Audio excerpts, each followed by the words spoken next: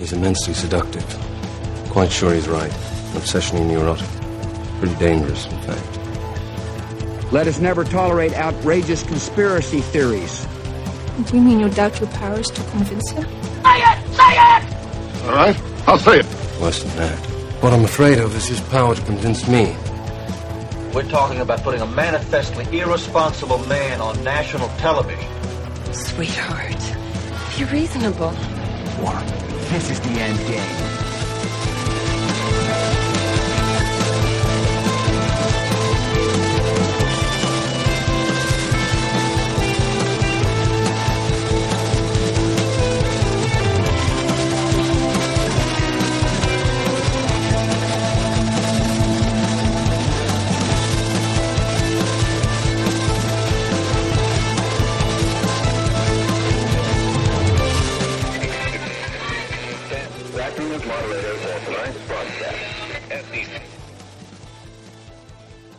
All right. It is Wednesday, February 12th, 2025, the 24th day of the Golden Age. I'm your moderator, Chris Paul.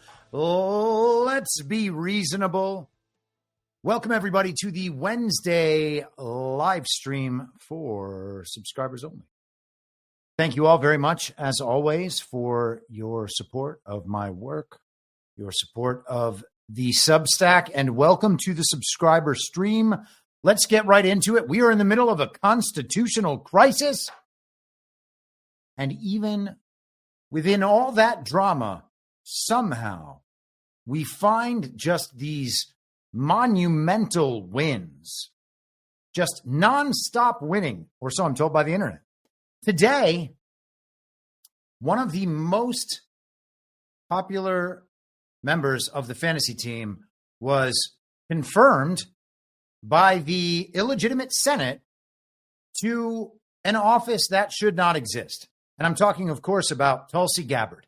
Today, Tulsi Gabbard, the most dangerous person to the deep state, was able to garner even the votes of Lisa Murkowski and Susan Collins, thus avoiding the need for Mitch McConnell to even be functionally alive, and for the tiebreaker, JD Vance, to even be in the country. She made it through. Wow. Wait, hold on. I don't think I've used this before. Here we are. I didn't have this. Wow. That is Christopher Walken from Saturday Night Live, a character and a sketch called the Continental. I almost said Confidential. That would be terrible. I could never mess something like that up. He appeared as that character twice, two different episodes, two times of Christopher Walken hosting the Continental both times. Let's just make sure we've got. Wow. Now, Christopher Walken in that scene is pretending to be using a mirror on the ground to look up an unsuspecting lady's dress. So it's not nice, but it is funny. And wow. Tulsi Gabbard is the new director of national intelligence. I haven't done a Christopher Walken impression in a very long time. And back then it was not very good. So you get what you get. Let's go to this groundbreaking moment in America's political life. Here it is. Tulsi Gabbard, do solemnly swear that I will support and defend the Constitution of the United States that I will support and defend the Constitution of the United States against all enemies, foreign and domestic, and that I will bear true faith and allegiance to the same. I mean, whatever, you know how the rest of it goes. So apparently there's a new Ronald Reagan portrait in the Oval Office, and now Andrew Jackson is up high. The Reagan portrait looks like it could have been purchased at Spencer Gifts. I don't know what's going on there. Far be it for me to question Donald Trump's choice of portraits. I would never do such a thing.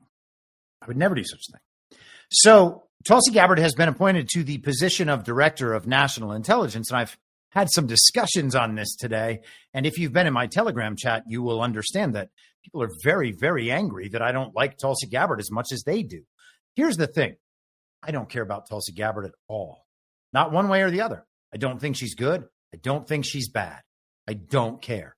I don't think she's hot. I don't think she's not hot. I don't care. I don't care that she's been on television. I don't care about any of it. I don't care that she said based and red-pilled things to Hillary Clinton or Kamala in old Democrat debates. Don't care. I don't care. Why? Because it doesn't matter. Okay, let's get into why it doesn't matter. I asked the machine, how did we come to get the position of Director of National Intelligence in this bloated, bureaucratic usurpation and abomination of the constitutional form? How in our illegitimate government did we ever get the position of Director of National Intelligence? How did we ever get so lucky as to have George W. Bush created this in 2004? In the wake of 9/11? So it's like the Patriot Act in the Department of Homeland Security. I get it. How did we ever get so lucky to have this position and then have Tulsi Gabbard there? Oh, the world may never find out. It's like getting to the center of a Tootsie Roll Pop. How did they do it? No one's ever going to know. So, by the way, the secret code is 3 licks, and then you just bite it off. Man, I didn't expect the show to begin this way. We just had Super Bowl licks. Whatever. What legislation created the position of DNI? The position of DNI was created by the Intelligence Reform and Terrorism Prevention Act of 2004. This legislation was signed into law by President George W. Bush on December 17th, 20. Sorry, you don't say 20 when it's that. It's just 2004. The act was passed in response to recommendations from the 9/11 Commission, which identified major intelligence failures. Oh, no. And called for reforms in the U.S. intelligence community. And so they created the Director of National Intelligence because what they realized was that the reason 9/11 happened, even though we had all those advance warnings, was because the intelligence community, they just weren't coordinating and talking to each other the right way. Shucks. Ha ha. Darn it. If only we had Tulsi Gabbard in there. My, those buildings would have still been standing. It was an intelligence failure, you see. The creation of DNI was intended to improve coordination and information sharing among the various intelligence agencies, as well as to provide a single leader for the entire U.S. intelligence community. And from that point on, the president's representative to the intelligence community, the Director of National Intelligence, was in charge of all of it. And so all of the intelligence agencies just did the work of the president and the American people and did not do a single thing to subvert the nation. Now, remember, this is 2004. And after that, at some point, there was like John Brennan and Barack Obama and Hillary Clinton as Secretary of State. But through it all, the Director of National Intelligence made absolutely certain that our intelligence community was working faithfully and patriotically on behalf of the American people. That is exactly how the history went down. Even though the machine doesn't say that, you can trust that it's true, because if it wasn't true, then Tulsi Gabbard wouldn't be so exciting. She is now directing our nation's intelligence. All of it. All intelligence that you can perceive in this nation, it's her. What are the criticisms, I said, of the DNI's powers? This is what I asked the machine. The Director of National Intelligence, created by the Intelligence Reform and Terrorism Prevention Act of 2004, has faced several criticisms regarding its powers and effectiveness. Limited executive authority. The DNI lacks direct control over the intelligence agencies it is supposed to lead, hampering its ability to enforce changes or enlist support for its mission. Restricted budgetary control. While the DNI is responsible for overseeing the national intelligence budget, it does not have full control over how the money is spent, limiting its ability to enact meaningful changes. Okay, so it doesn't really have direct control over any of the intelligence agencies, and it also does not have budgetary control, but it's got to be important. It says director right in the name. Ambiguous statutory powers. The language in the IRTPA and Executive Order 12333 grants the DNI few explicit authorities, leading to indeterminate powers and continued turf battles among agencies. Well, damn it, that's the problem it was supposed to solve. Lack of operational authority. The DNI's role is limited to creating and disseminating integrated intelligence products and funding certain programs without any operational authorities. Okay. Insufficient guidance on integrating foreign and domestic intelligence. The IRTPA provides little guidance or authority to the DNI on streamlining this process. Dependence on other agencies. The DNI has limited ability to deeply understand particular topics since it has few intelligence analysts working directly for it and relies on information derived from other agencies. Bureaucratic bloat. Some critics argue that the creation of the DNI has added an unnecessary layer of bureaucracy to the intelligence community. Now, that could be a deep state argument, to be fair. Conflicting responsibilities. The DNI has been criticized for having too much responsibility without commensurate power, particularly in relation to the Secretary of Defense, who still maintains significant control over several intelligence organizations. These criticisms highlight the challenges faced by the DNI in effectively coordinating and leading the U.S. intelligence community despite the original intentions of the intelligence reform efforts. So they had a committee to find out what happened in 9/11. And you got to understand that committee was not allowed to find out any of what actually happened in 9/11. What they did was gather all of the intelligence together, all of the information, all the data, all the evidence from everybody to make sure that it could not be used anywhere else. It was theirs because they had an ongoing investigation. And then eventually they decided what actually happened. And they told the public in like a 1,000-page report. Here's exactly what happened. And to this day, we don't know, which is why in a second we're going to get to Paulina Luna telling us that we still don't know and that she's going to actually release what really happened. You see, the 9/11 Commission was like this other commission, the Warren Commission, that investigated the JFK assassination. It turns out after 50 years, 60 years, we still don't know what happened then too, or either, or whatever. So we have these commissions to tell us exactly what happened, and then they will give us their advice on what needs to be done, because these are congressional commissions.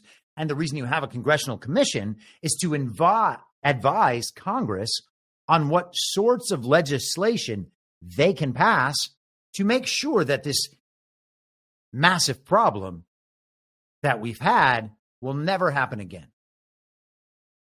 Now, so far, we can see that those commissions have completely failed.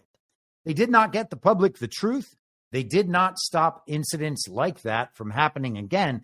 And not only in America, we heard that in 2023 on 10/7, the paragliding go-kart incident was actually Israel's 9/11. How about that? We have our entire intelligence community set up to operate with our Israeli partners and our Five Eyes partners, of course, which are not Israel, even though it's all the same thing. And somehow a 9/11 happened there too. And we didn't figure it out in either place. And our intelligence community still can't coordinate that information. And so we have the DNI because that was the problem. They weren't communicating. And now they're still not communicating. And we still don't know the truth of 9/11. And we still don't know the truth of JFK. But now we have Tulsi in there. And what she's going to be able to do, you don't understand. See, this is what you don't understand.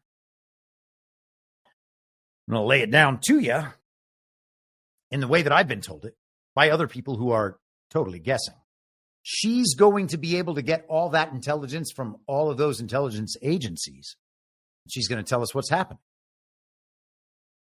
And that also is what Paulina Luna yesterday said that she was going to do. And in fact, we'll divert just a little bit to Paulina Luna. Here she is yesterday. Help of the White House, our intelligence allies, the Department of Defense, the Department of Justice, we will be conducting investigations into the following: the assassinations of JFK, RFK, and Dr. Martin Luther King, unidentified aerial phenomena, also known as UAPs, unidentified submerged objects, also known as USOs, the Epstein client list, the origins of COVID-19, and the 9/11 files.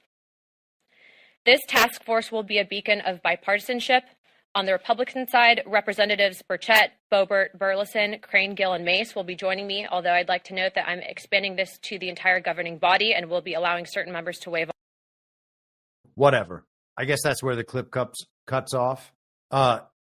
She went on and on. James Comer was standing right behind her like, yeah, cool. And please don't perceive this as any kind of personal attack against Paulina Luna or Tulsi Gabbard. Again, I don't care. But let's talk about what this actually is, okay? We're about to get all of the greatest secrets from the U.S. government that they have been holding back from us for, in some cases, 2 decades, in some cases, 6 decades, and in some cases, I guess, longer. I mean, who knows how long we've had aliens around? We're going to get them from an Instagram chick with fake lips. And maybe that's just me and my history of being in Hollywood that makes that sort of presentation seem totally unreliable to me. And maybe I'm being superficial, and that's fine. All right. So I'll take those criticisms if those are your criticisms. And otherwise, I will still continue to wonder why it would possibly ever be happening this way. By the way, why do we need Congress? Right? Why do we need Congress? Donald Trump is the plenary authority on declassification. As the president, he can just release the information. People can get it. Why do we need a new committee to tell us what happened? And my good buddy, John Harold, talked about this on his show today, making that point. I think he made it very well. That was not my main point. That's his point. Let's look at Paulina Luna. I had never paid attention to her very much. I know that she's the new based and red-pilled firebrand, and she's like sort of hot, which means for a politician, she's super, super hot. And then everyone can be like, grovel, grovel, grovel. Oh, my God, she's so hot. Whatever she says is fine by me. Paulina Luna, nay, Meyerhofer. Wait a second. Later, Gamberski. What? Spouse, Andrew Gamberski. Okay, so she's Anna Gamberski. Anna Paulina Gamberski, but Anna Gamberski is her name. So it's not Anna Paulina Luna Instagram chick. It's Anna Gamberski, illegitimate Congress member. Meyerhofer, first name. Okay, she's an American politician, Air Force veteran. Well, that's cool.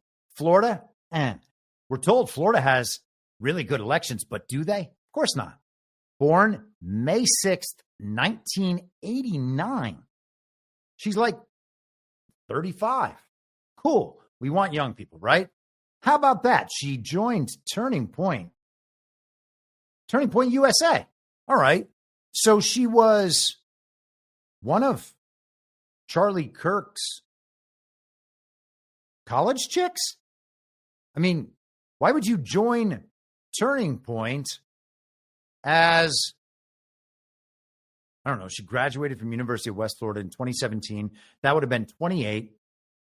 So at some point after that, she joined Turning Point. Okay, well, whatever. So it's weird if 30-year-olds are joining Turning Point, but okay, maybe we want our young adults to get involved in Turning Point politics. Whatever. She supported Jim Jordan and Byron Donalds for Speaker of the House, and that makes her very, very based and red-pilled because Donald Trump didn't support either of those people for Speaker of the House. So she opposed Trump on that, and the marketing for all the people who opposed Trump about his speaker picks, first Kevin McCarthy and then Mike Johnson, definitely based in red-pilled. Freedom Caucus, her views have been identified as conservative, and she has called herself a pro-life extremist. She was raised, it says, as a Messianic Jew by her father in Santa Ana, California. Okay. Now, all good. I have friends who are Jewish. I know lots of people who are Jewish. Some of them are good people. Some of them are not good people. Some Jewish people in general are good people. Some are not. Good twin, evil twin, and everything, right? We can't go just on that. But it's just kind of strange if your original first name is Meyerhofer and your second last name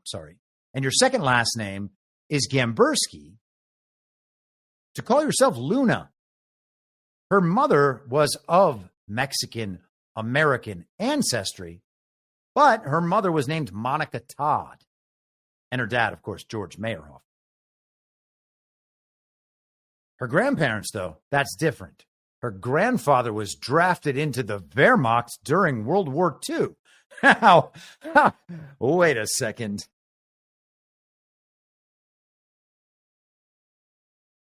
Her grandfather's Jewish, right? Meyerhofer? I guess we're never going to figure that one out. And just the last thing here. And again, I worked in nightclubs, so it's not like I'm saying I'm better than this. I'm just saying, briefly worked as a cocktail waitress in a gentleman's club, and then later gained a following as an Instagram influencer. I know that people took that when I called her an Instagram chick as some kind of slight. And I did mean it that way, but it's also because it's true. So that's the person who is going to let us know the greatest secrets that the United States government has ever possessed and has held back from us. I found that just a little bit strange. And, you know, maybe I'm strange. I'm a conspiracy theorist after all. I have been told all day long that I guess I'm a jerk or something. Maybe I'm being a jerk right now. I don't know. It's impossible to tell. When you're actually a jerk, you just can't tell that you're doing it, you know? I also get told that I keep a hive mind and don't allow for other opinions. And I always get told that by people who are telling me that the TV is actually right this time. They're like, no, the authoritative source has this one right, and you are disputing the authoritative source because you're a jerk. And I don't know, somehow I guess anti-Trump or something. Okay. I wrote this today on Substack because I was so overwhelmed by the reaction to the point I was making. I made some of this point a couple weeks ago about Tulsi Gabbard, so I'm not going to go all the way through it again. And again, I don't care about Tulsi Gabbard, and you'll see that at the end of this piece.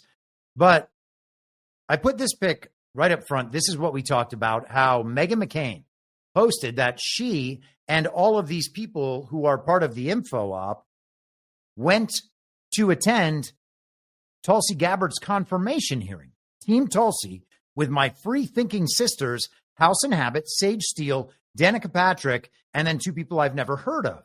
Sage Steele used to be on ESPN. She's very based and red-pilled. Danica Patrick, she was a female NASCAR driver, which means she's automatically based in red-pilled. House and Habit is on Instagram and totally just exposing the shit out of Epstein and P. Diddy. It's very based in red-pilled. Questioning the fantasy team, I called all this.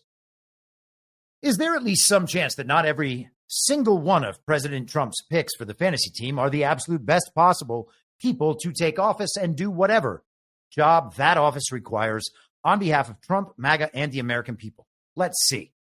First, many of the positions to which he has nominated people should not and or cannot constitutionally exist. And of course, DNI would be one of those. There's no reason for it to exist.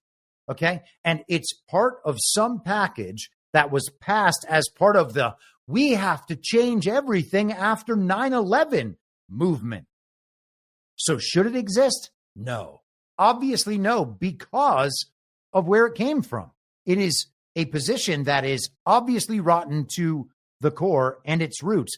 And that, by the way, is not a slight on Tulsi Gabbard, nor is it a slight on John Ratcliffe, who served in that position before. But the position was created by the deep state to protect the deep state. The idea that it's going to be the position to turn the deep state inside out in the person of someone who is a Fox News television character seems a little bit suspect, but maybe I'm wrong. And I'm totally happy if I am wrong. I would love for all of the TV show to produce all of the results I keep getting told for years and years on end that it's about to produce. Okay? Maybe it's all wonderful, but the position should not exist. And as we just saw, it doesn't really have very much power. So Donald Trump appointed Tulsi Gabbard to a position of very little power that should not exist in our government to begin with. And hey, I don't know what that means. All I know is that she was just sworn in by Attorney General Pam Bondi. Another position that probably should not exist. We should not have a Department of Justice. We should not have an organization whose job it is to go out and enforce a federal code of law. Why? Because we shouldn't have a federal code of law. The states have laws that cover all the crimes we might commit, except those supposedly against the federal government. Well, what kinds of crimes could you commit against the federal government if the federal government was anything like the founders conceived it to be? And the answer is there's very few of those, like treason, for instance, maybe espionage, but not like your lobster cage is 2 inches too short. And that's what the Department of Justice does. And for a very simple, easy, light read on all of that, check out Neil Gorsuch's book, Overruled. It's a very good book to have. It's a very good introductory book to that problem. Let me say that. And Neil Gorsuch seems like a good and nice man. And I don't know which side we will ultimately believe Neil Gorsuch comes down on. I think he's a good and nice man. I hope he's a good, nice man, but I don't know that for sure. Okay, let's continue. Their positions should be removed by Trump. Appointing someone we know virtually nothing about, but nonetheless like, is not an acceptable second option when a position or agency or department should not exist. And by the way, this is going to really upset people, but that is also true of Robert F. Kennedy Jr. There should not be a Department of Health and Human Services. If he's going in there to take it down and to expose what it has done, fine. If he's going in there to run it more efficiently, not fine. Same thing, by the way, with Kash Patel at the FBI. We do not need a federal bureau of investigation and should not have a federal bureau of investigation. And that is not a slight on Kash for me to say that. In some cases, as with Linda McMahon, Trump has made it explicitly clear that her job is to eliminate her job. Secretary of Education, after dismantling the department, which should and must be removed. Now, I know we played this the other day on the show. Let's do it again just to hear what Trump had to say about that. I nominate Linda McMahon to be the Education Department Secretary if you're going to get rid of the Education Department. Because I told Linda, I hope you do a great job and put yourself out of a job. I want her to put herself out of a job. Education Department. So we're ranked number 40 out of 40 schools, right? We're ranked number 1 in cost per pupil. So we spend more per pupil than any other country in the world. And we're ranked at the bottom of the list. We're ranked very badly. And what I want to do is let the states run schools. I believe strongly in school choice.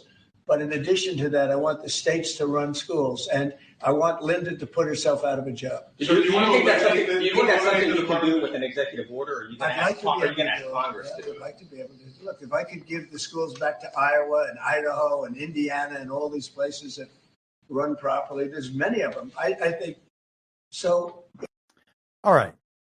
That's enough of a reminder, I believe. So he's sending Linda McMahon in to the Department of Education specifically to take apart the Department of Education, because the Department of Education should not exist.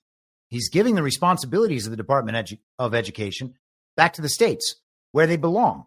And the states can make their own policies about education, unless the people decide they don't want the state making policy about education, and then the state can't make policy about education.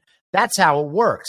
The people delegate their authority to the states, and the states collectively delegated their authority in certain realms to the federal government. And since they did that, the federal government has usurped all the power from the states and from the people to the point where they believe they can appoint officers to go out and arrest the people for crimes they make up.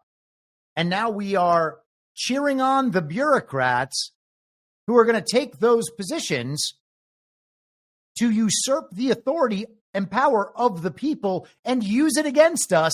And we're all like, oh my God, she's so hot. We're going to be here forever. We're going to be stuck here forever if we continue to listen to these people. A Senate whose members cannot prove their own legitimacy in office, cannot legitimately confirm nominees to Trump's administration, and there's at least some argument that he doesn't need them to. There are people fulfilling many duties in acting roles already. So that should kind of matter, right? Can the senators prove their legitimacy? No, they can't. So why are we applauding our illegitimate representatives as they confirm the power over us of people who can't even tell the truth in their nomination hearings? Why is that? Why is that okay? Why is that something we should applaud? Why should we think that the people telling us to applaud that are on our side, not the enemy's side?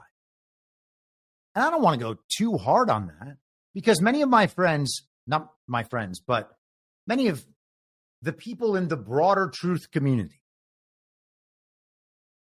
are pushing the idea that it is winning when the TV tells us, oh, this bureaucrat is confirmed. Now she has official power over you. That position doesn't even have official power over the intelligence community, and it's called Director of National Intelligence. We are supposed to applaud this. Why? Applauding it supports the idea that the position is valid, that the Senate confirming the nomination is valid, and that the person taking the position is on our side, when none of those things are true, or at least we don't know them to be true. Again, you'll see later. Maybe Tulsi's great. There's just no reason to believe it now, but let's continue. Then there's the example of Morgan Ortagus, Trump's appointee as ambassador to Lebanon, of whom he wrote in the Truth Social announcement of her nomination, which you can see on screen. Early on, Morgan fought me for 3 years, but hopefully has learned her lesson. These things usually don't work out, but she has strong Republican support, and I'm not doing this for me. I'm doing it for them. Let's see what happens. Oh, so she's not actually Trump's pick for this position. She's a pick that people recommended and pushed for. Trump said in no uncertain terms that this was a selection for the Republican establishment. It is historically common for presidential appointments to be the product of horse trading. Here we have an admission of that and an expression of doubt that the move will be successful. Is that just for posturing? Maybe. Impossible to know. Trump knows what he's doing. I don't know what he's doing. The people writing media articles don't know what he's doing. If you guys know what he's doing, please, by all means, tell me. But I doubt that any of us do. He's saying he's giving this particular pick to the Republican establishment. This one's not for me. This is for them. I don't even like this person that much. I'm not sure how this is going to work out. This one's for them. Now, is that leverage for her dealings with Lebanon and Israel and whatever other situations she faces in the Middle East? Maybe. I don't know Morgan Ortagus. I'm not trying to say anything bad about Morgan Ortagus. I'm trying to think about how we should think about this. Then there's the case of Chad Chronister, whose appointment lasted for a matter of hours. Chronister withdrew his name, and Trump responded that Chronister didn't pull out. I pulled him out because I did not like what he said to my pastors and other supporters. So this was that Florida sheriff who was shutting down churches during COVID and making all sorts of statements. All of that would have been available before Trump nominated him. Trump nominated him anyway, and then the nomination was withdrawn. Maybe by Trump, maybe by Chronister. Trump says it was him. All good. So at minimum, we have Trump picks to faithfully serve. And we can assume that some of the picks in there are already faithfully serving. Or at least we can hope that. We don't actually know that. And we should be honest about what we do and don't know. But let's hope that that's true. I like Russ Vought. I think that he's probably a loyal and faithful public servant looking to do good things in America. But I don't know it to be true. I just think it's true. And I hope it's true. But I understand that I might be wrong. Picks whose job it is to eliminate their own job or agency. That's the Linda McMahon example. We understand that's definitely a thing that happens because we've seen it happening. Picks that are rescinded for ostensibly their low quality. That's the Chronister pick. So we know that that's happening. Are there other picks who might be of low quality? Picks by someone other than Trump for unknown reasons. That's the Morgan Ortagus pick. Is that the only one of those or the only one that Donald Trump told us about? I assume it's the second because the horse trading thing is always ongoing and Trump is always in mid-negotiation. So if he needs something from a given party and he has to give them something they want in order to get the thing he wants, well, maybe he's going to give that to them. And then maybe down the road he changes his mind. And whoever's in that position is removed from the position. We've seen this stuff already. We've already seen the first go round, and then we saw the pause term in the middle. We should know how these machinations work. And of course, then there's a category of picks made of people that are entirely unknown by us for reasons that are entirely unknown by us. Okay? Trump probably nominated 150 people that he announced on Truth Social. Maybe it's more, maybe it's slightly less. I think it's probably around 150. But even if it's 100 or whatever, we don't know all of those people. The TV hasn't made a big deal telling us about these people or about how scared the liberals are or the deep state is of this person getting to power. Most of them we don't have stories about. And the ones we don't have stories about, you know what the problem is? You see, the thing is, all the quote-unquote truthers, all those really based and red-pilled total MAGA normies and Q normies who cheer all day long for Tulsi and Cash and RFK Jr., well, they never dig into the other 100 appointees and put the research up about them.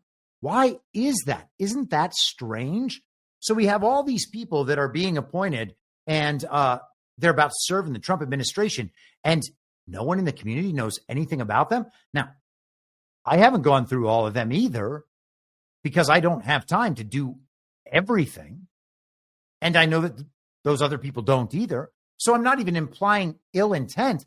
I'm just saying Like, let's not pretend that we know everything about these people, because the ones that we're pretending to know everything about just happen to be the ones that are on Fox News all the time. In fact, they're all Fox News characters. Pete Hegseth, literally a Fox News character. Brooke Rollins, Fox News character. Sean Duffy, Fox News character. Tulsi Gabbard, Fox News character. You just keep on going down the list. There's like 30 of them. Leo Terrell.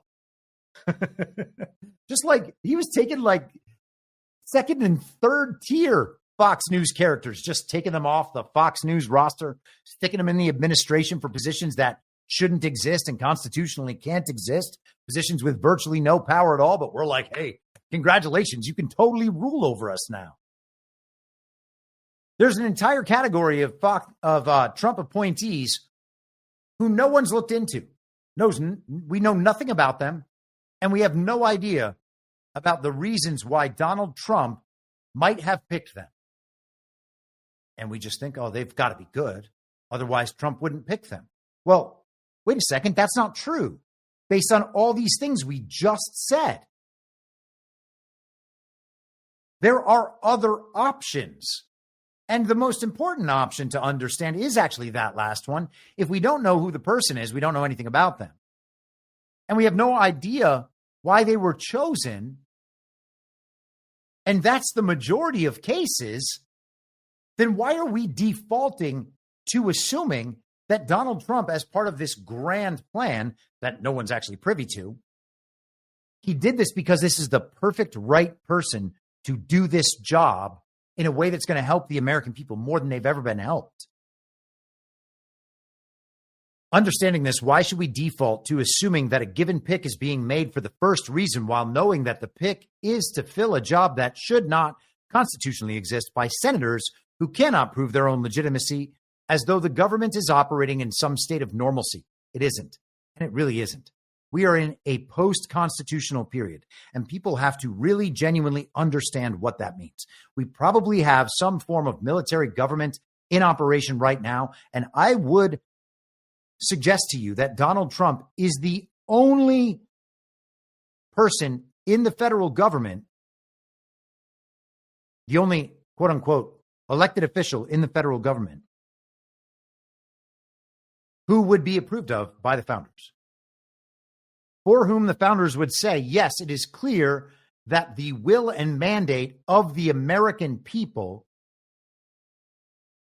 is behind this man being president. I cannot imagine the founders being okay with anyone in the House or anyone in the Senate purporting to hold public office when you cannot prove your legitimacy in that office is definitionally treason. And at some point, we're going to have to really own that. Okay. Now, it's all fine and good if this is just a charade and we're just seeing this stage play as it plays out. And we all get to just clap and grovel and say, ha ha ha. Oh, libs' heads are exploding and let's drink their tears. Otherwise, what are these people doing?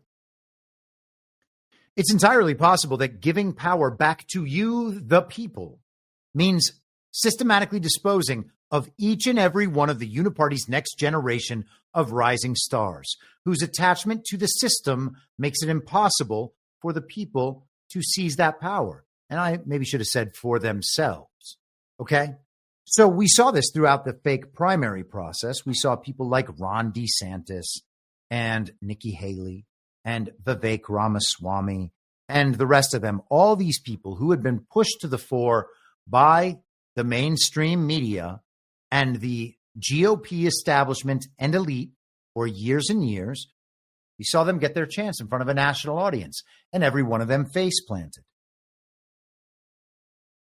Trump took all their little stars from Fox News and from wherever else they're hatching them, and he put them all on the national stage. And he said, hey, MAGA, what do you think about these people? And what MAGA said, what the American people said is, oh, yeah, these people suck. Ron DeSantis basically destroyed his political career. Now, if that's part of the stage play, all good. We don't have to hate these people. We don't have to assume they're all enemies. Maybe they're just there playing their part and all good. He's destroyed all of the rising stars of the Democrat Party. Which Democrat rising stars, which serious national Democrats could possibly ever become a believable president in America at this point? I would suggest to you that absolutely zero of them have that possibility, which is why when you see the Democrats on television now, you're getting the super old ones who are just hanging on for dear life like Maxine Waters and Chuck Schumer, or you're seeing all the brand new ones trying to establish themselves by being as based and red-pilled as possible. Look at this. Actually, I'll give you a perfect example so that we don't have to, so you don't have to take my word for it. Here is some guy named Robert Garcia from California. This is today in the Doge committee hearing, because it wasn't good enough to just have Doge. MTG, another TV character, had to stand up a committee that she could lead to talk about what Doge is doing from a congressional perspective. Look at this guy.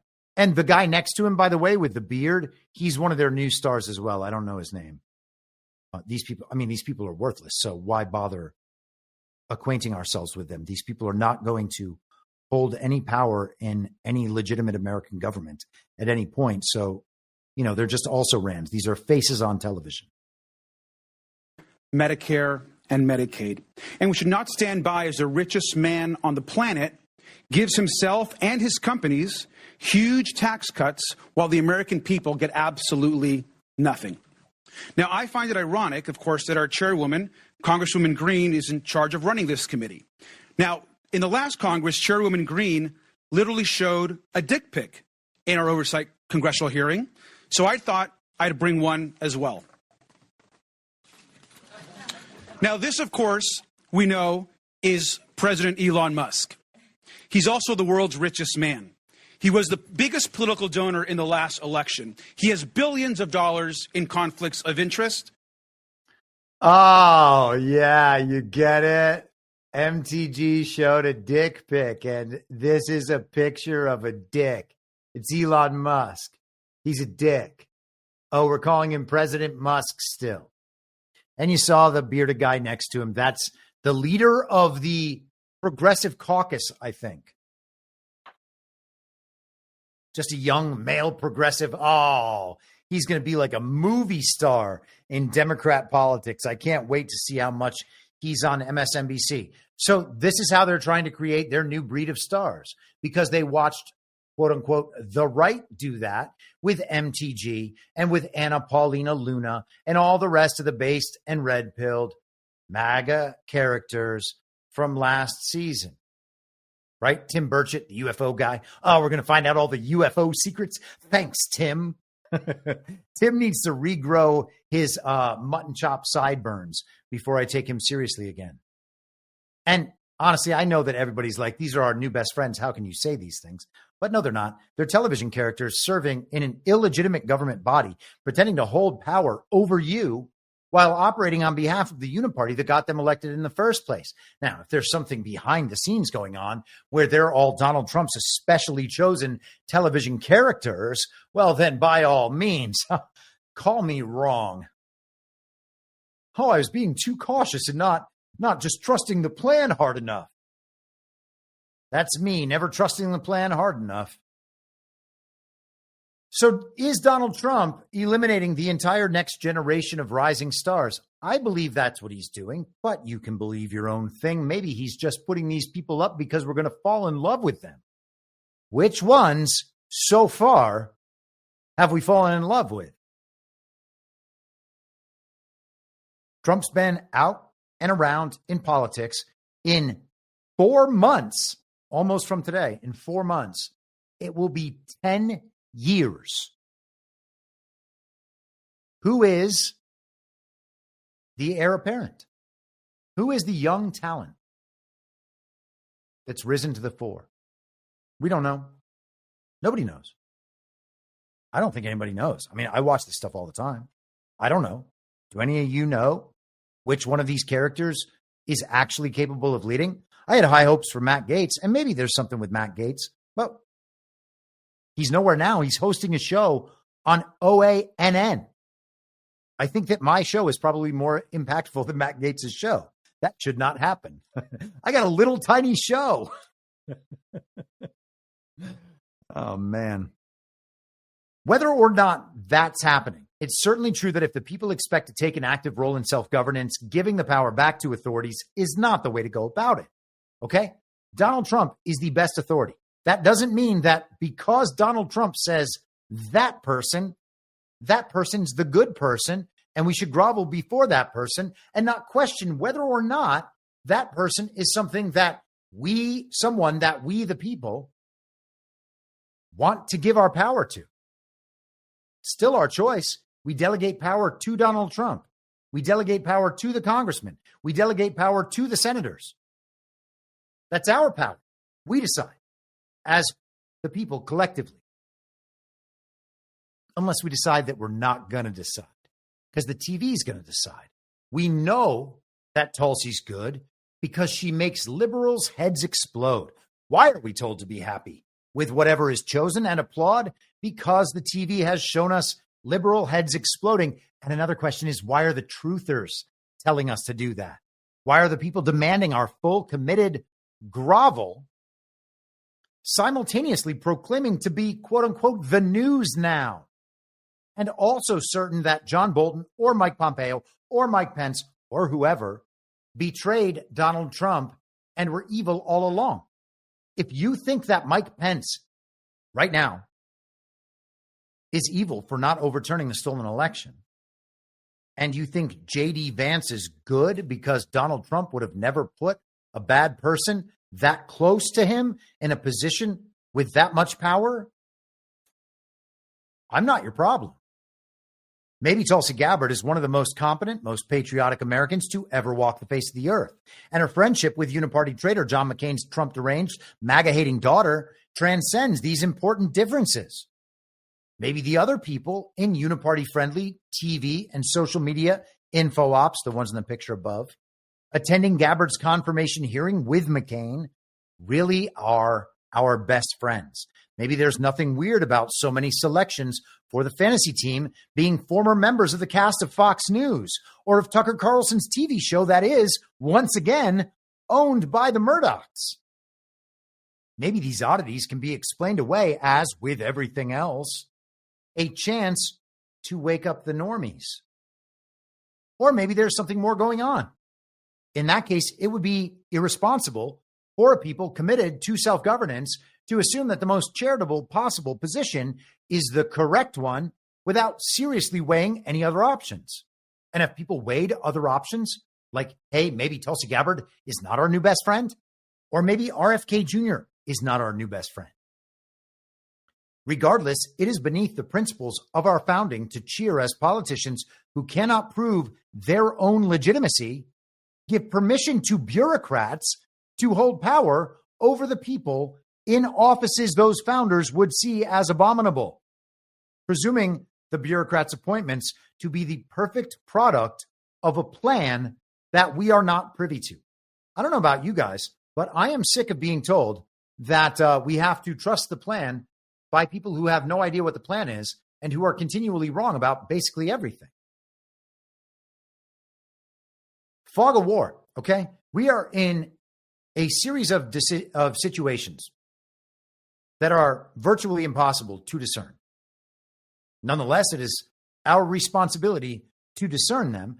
And I don't want to get too far afield here, but if we think about our condition as humans in a deeper way, we are born into a situation that is a fog of war where all information that we get is unreliable and we still have to figure out how to guide ourselves for the entire time. This political situation is a microcosm of that. And if you are a Christian, if you believe in God, then doing as God commands is the best path forward. Now, we're all going to fail on that a lot.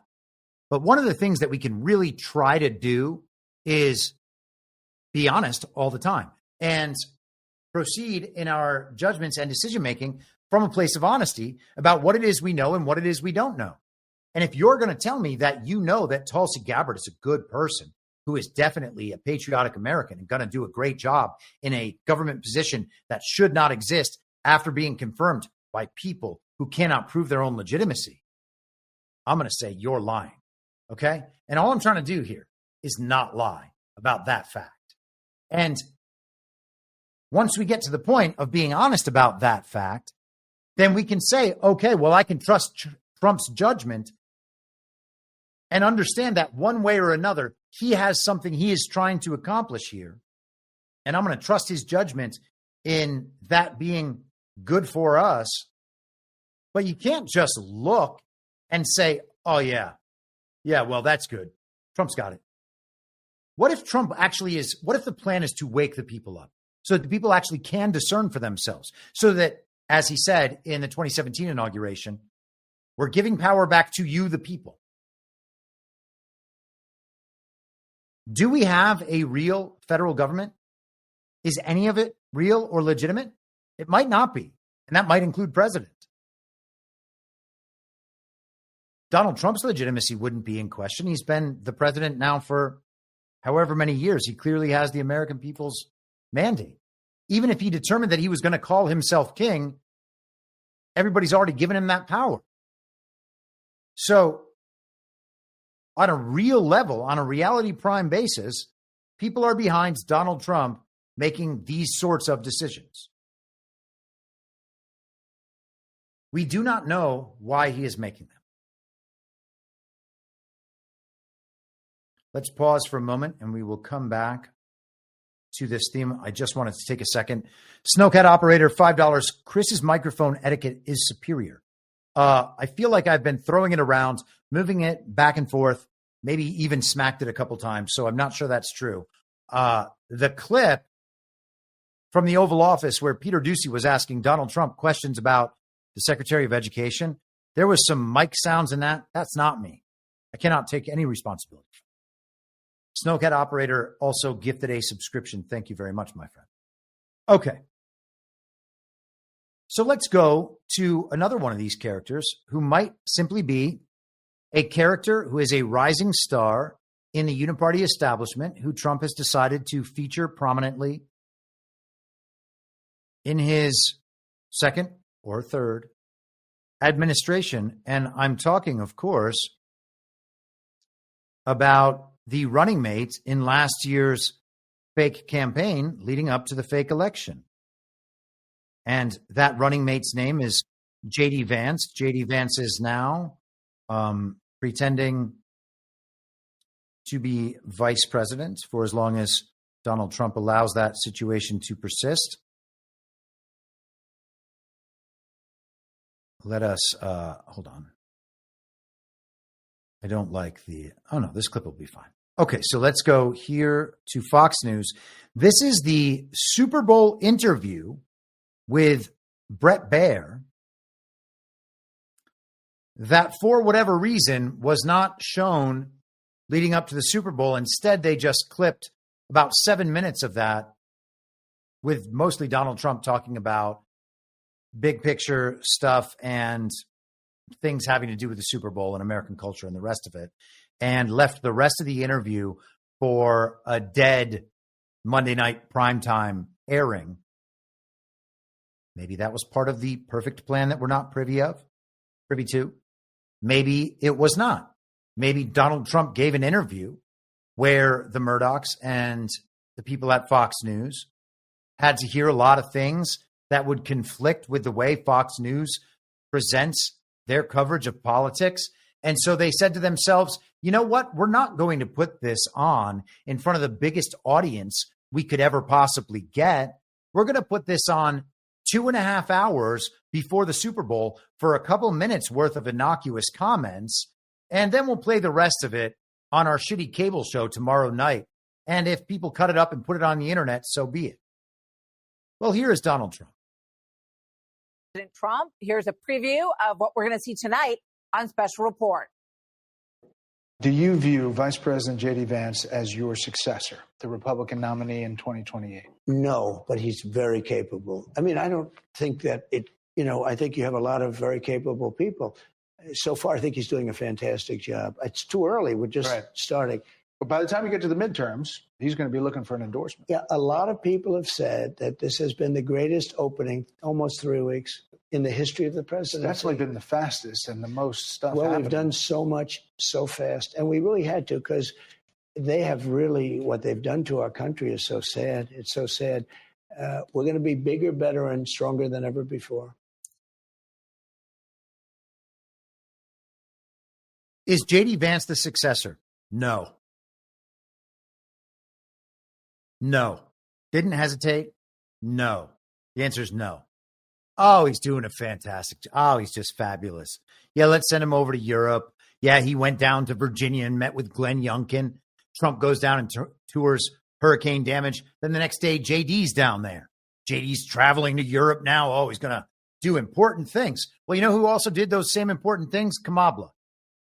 She went to meet with the Europeans. She went to the Munich Security Conference, all those globalist affairs. So is Trump, is JD Vance Trump's emissary to global government, to the deep state, to the Uniparty, to the regime? Maybe. Was JD Vance a choice for Trump, by Trump? Or was he a choice that Republicans really got behind? And so that was one of them for them. He's Peter Thiel's guy. The kind of civil war they're talking about in MAGA, what's that between the actual patriotic MAGA nationalist populists versus the libertarian tech bros from Silicon Valley who supported Democrats 10 years ago? Which side is JD Vance from? That side. Which side does the media tell us he's from?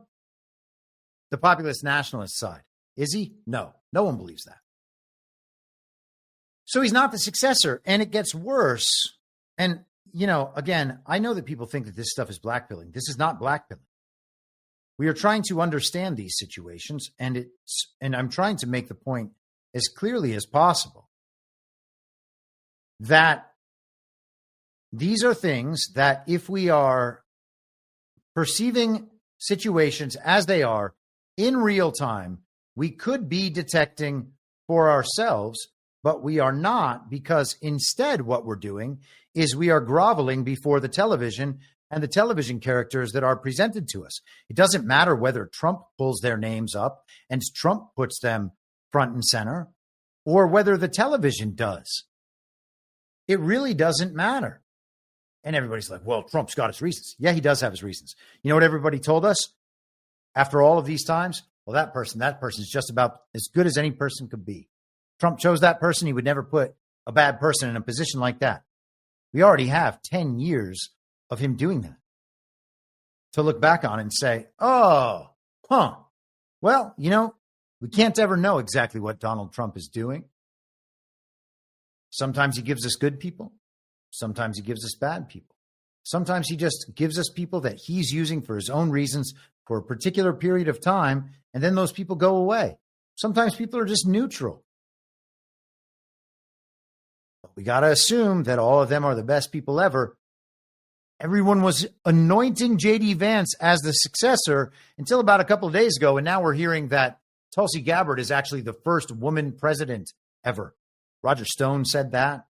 Charlie Kirk people are saying that. It's weird. I don't think Charlie Kirk himself said that. But by the way, how about this? I don't think we're going to have time to get to this today, unfortunately. But the New York Times did another massive PR piece on Charlie Kirk just a couple of days ago. Where is it? Where is it? Oh, here it is. Perfect. Look at this. Look at this PR they did for Charlie Kirk. Maybe at some point we'll go through this piece. How Charlie Kirk became the youth whisperer of the American right. Okay? Look how long this piece is.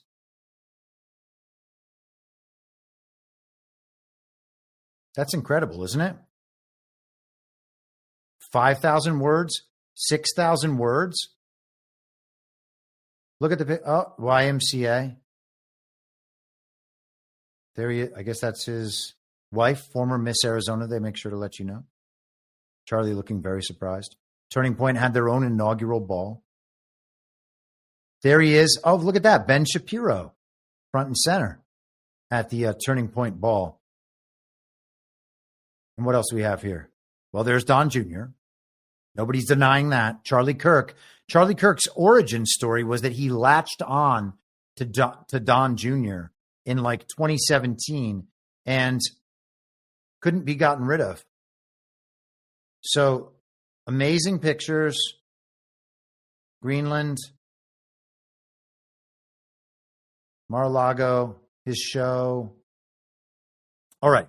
So we had the Ben Shapiro and Charlie Kirk won the youth vote, which is what won Donald Trump the election. And of course, Scott Pressler is part of the Turning Point USA thing, as are all of the based and red-pilled influencers.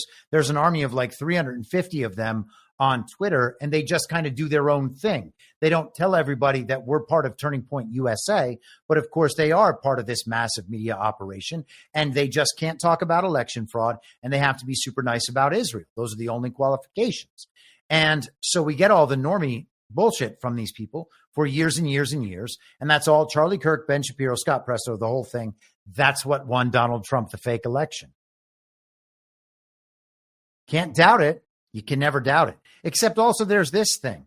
This is Donald Trump on Sunday. Same interview that didn't get played till Monday. Sports has always been something that Americans rally around and come together. They really do. You won the popular vote. You won all the swing states. But still, Kamala Harris got 75 million votes in the country. Well, if you believe the whole thing. Yeah. Okay. Let's just say it is ridiculous. That the election was as it was. Excuse me. There are 7 swing states. I won them all. You did by a lot. But let me just get to the dismount here. And I won the popular. Have you thought about how to try to bring the country together? Sports has always been something. Isn't that amazing? Donald Trump has to unify the country. We're going to get to that in 1 second in light of what we discussed on Monday. But listen to Trump's response here. In the country. Well, if you believe the whole thing. Okay. Let's just say it is ridiculous. Well, if you believe the whole thing is ridiculous. He's talking about the 2024 election, the election that we are told made him president once again. The whole thing is ridiculous. That's him saying that. He's mocking the idea of believing in the election results. I don't know how else to take that. He says, Brett Baer says Kamala got 75 million votes, which is his proof that the country is closely divided.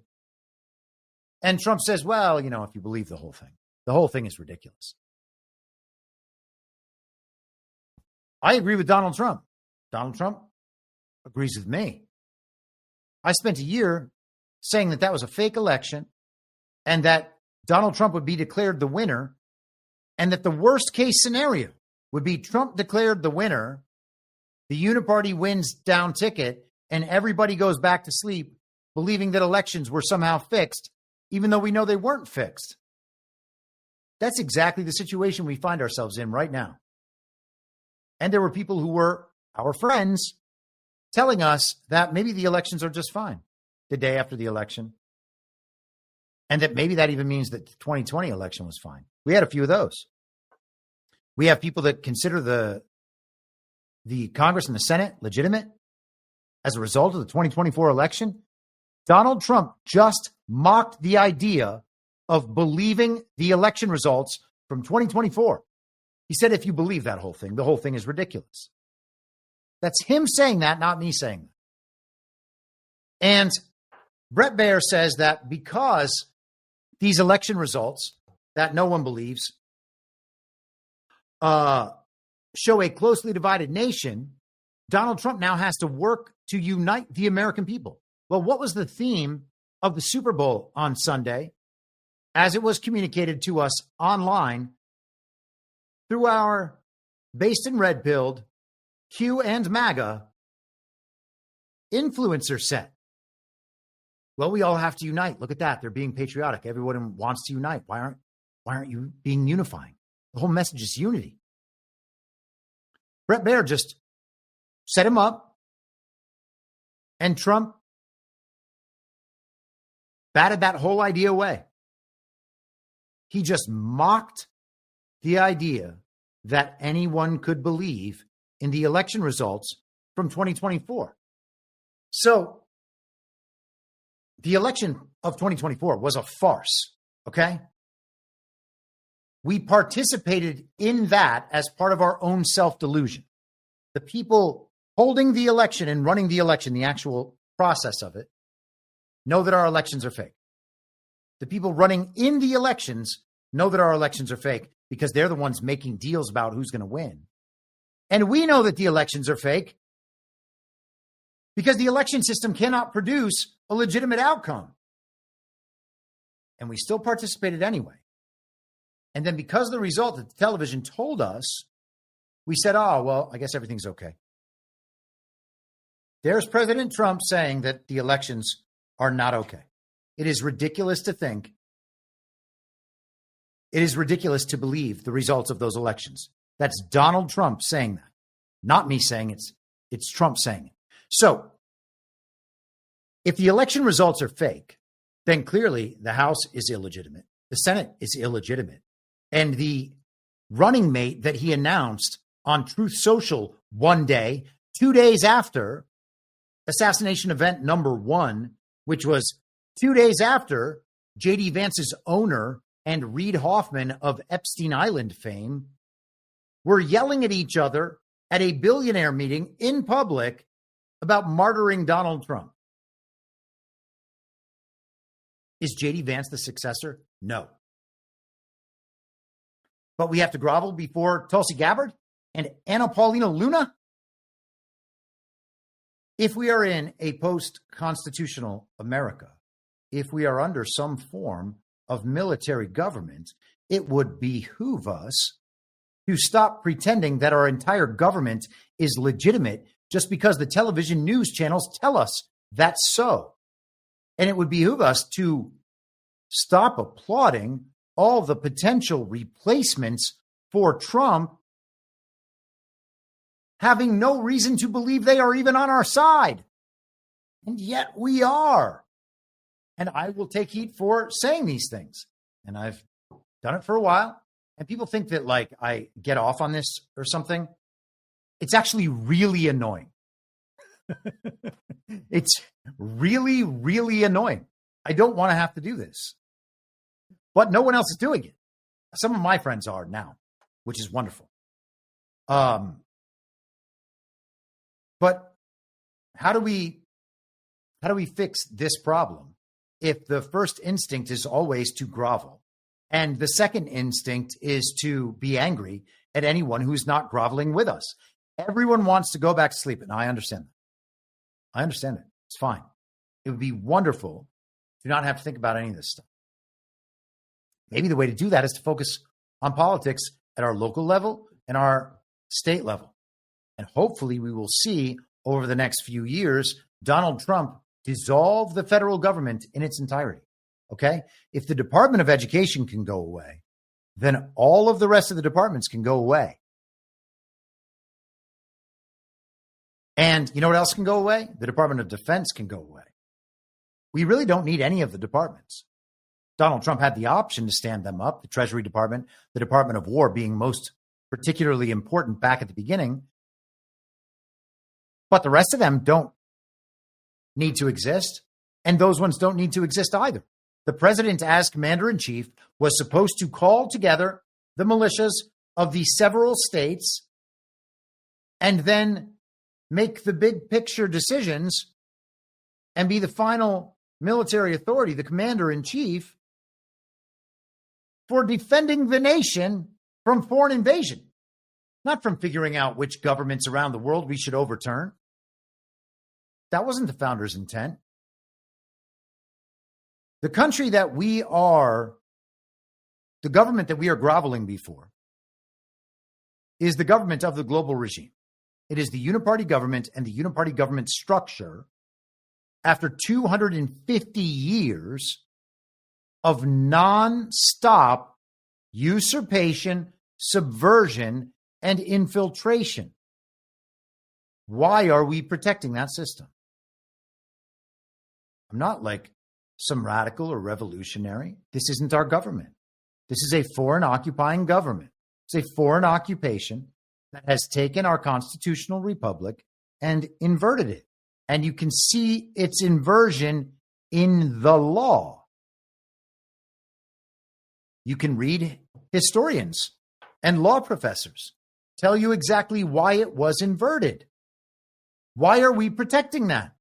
Why are the most based and red-pilled people out there communicating in public? The media, the influencers, the radio and podcast hosts. Why are they telling us to protect that? Why are they telling us to applaud new bureaucrats? Oh, they're going to scare the deep state. These people are making liberals' heads explode. No, they're not. They're just perpetuating the state. They are not doing anything more than perpetuating the state. Okay? And there was this, let me pull this up actually. I'm going to pull it up just briefly. I don't want to go through this whole thing because it's long. But people got really into this video over the last week because everyone's so stoked about, where is the video? There's a whole movie for this thread. There is this thread by a character called Eco Loves You. And this is, what in the world? I don't know where the video is. Maybe I just manifested it in my own mind. So here's just a look at this. Everybody's been talking about this week. And just to be clear, if the video was only based on this article and it wasn't actually this guy making the video, then please understand my critique as being not about this guy, but rather whoever made that video. But this is this eco character talking about the whole Doge thing. And it's kind of like the anime version with cool graphic art about exactly what's happening. And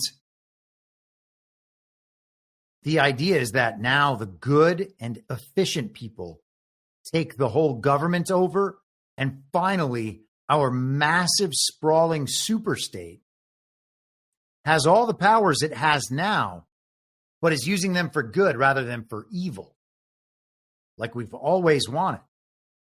Except the problem is that, too, is still a projection of the global regime. The global regime is the owner of every massive, sprawling superstate government that controls everything. And not to be like, that's the Nazis. I'm not doing it for that reason. It just also is really the case that that was what made the Nazis so good. Oh, the trains, they always ran on time. Yes, if you have a government that has all power throughout society, and you have people who are willing to be authoritarians and totalitarians running that government, then perhaps for a time, the system they create will be extremely efficient. But what we want is not an efficient, all-powerful superstate. What we want is freedom, right? Liberty, the American founding principles. We attempted the massive, sprawling, super efficient super state in 2020 with a very deadly pandemic. That was like their wildest wet dream. Let us do everything. We're going to do everything by the numbers. Look at our data. You're all going to, I know that it sounds crazy that you have to stand 6 feet apart in a grocery store, but just wait till you see the data. Okay, Kami, give me the data. Oh, the data said that didn't work? We got to do it harder? All right. What about that mask thing? That seems crazy. These are just cloth masks. Everybody knows those can't stop viruses. Oh, we're going to do it anyway? Wear 2 masks now? Wear a mask in your car? Do you have any data on that? The data says that doesn't work either. Well, I guess we're just going to have to do it harder. KN95s for everyone. And apparently people are groveling and begging for this. Oh my God, Elon's fixed everything. Let's just give all the power to the superstate. It's going to be super efficient. No. The power must go away from the superstate. Donald Trump, if he is doing the job that I believe he is doing, and that I believe he claims he is doing, then the federal government will be very, very small, and if it exists, and almost powerless if, again, it exists.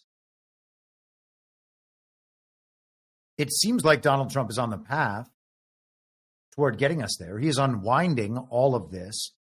And in a sense, if you kind of try to assess the big picture of how the usurpation happened, the infiltration, the subversion over time, you can watch the stepwise unwinding of all of that. You can watch Trump spearhead that. Okay? So I don't need to hear trust the plan. I trust Donald Trump is doing the job he says he's doing. It doesn't mean that I need to trust everybody he puts into the spotlight or think that because he nominated someone to the Department of Education, that means he believes we need one or that it's constitutional. It's pretty clear that he doesn't believe that. So why should we applaud it? Let us continue. We are told now that we are in a constitutional crisis. Here is the official television characters. Here are the official television characters being delivered to us by Elon Musk, saying their authenticity is overwhelming. And it always is. Just as the authenticity of all the people saying, you gotta take the win. That is a constitutional crisis. Causing a constitutional crisis. In constitutional crisis. That this is a genuine constitutional crisis. Constitutional crisis. Crisis the country has faced. Constitutional crisis. He's calling it a constitutional crisis. We're headlong into a genuine constitutional crisis. Witnessing is a constitutional crisis. All right, so you get the picture.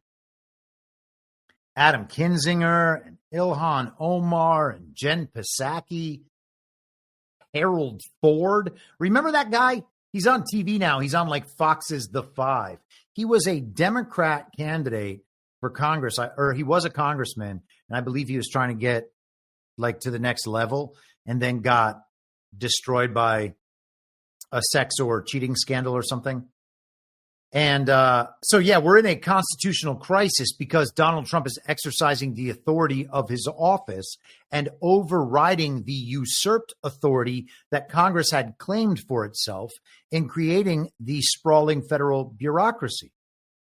Their claim is that Donald Trump has to spend all the money that Congress committed to those offices and that he has to allow them to operate independently because we are told that those are independent agencies. We are told there is a constitutional crisis. We have been told for many years, by the way, that a constitutional crisis is imminent.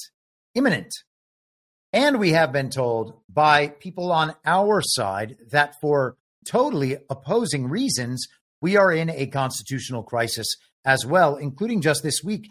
Everybody has been really upset at a variety of judges who are trying to thwart the Trump agenda and the things that Donald Trump is doing.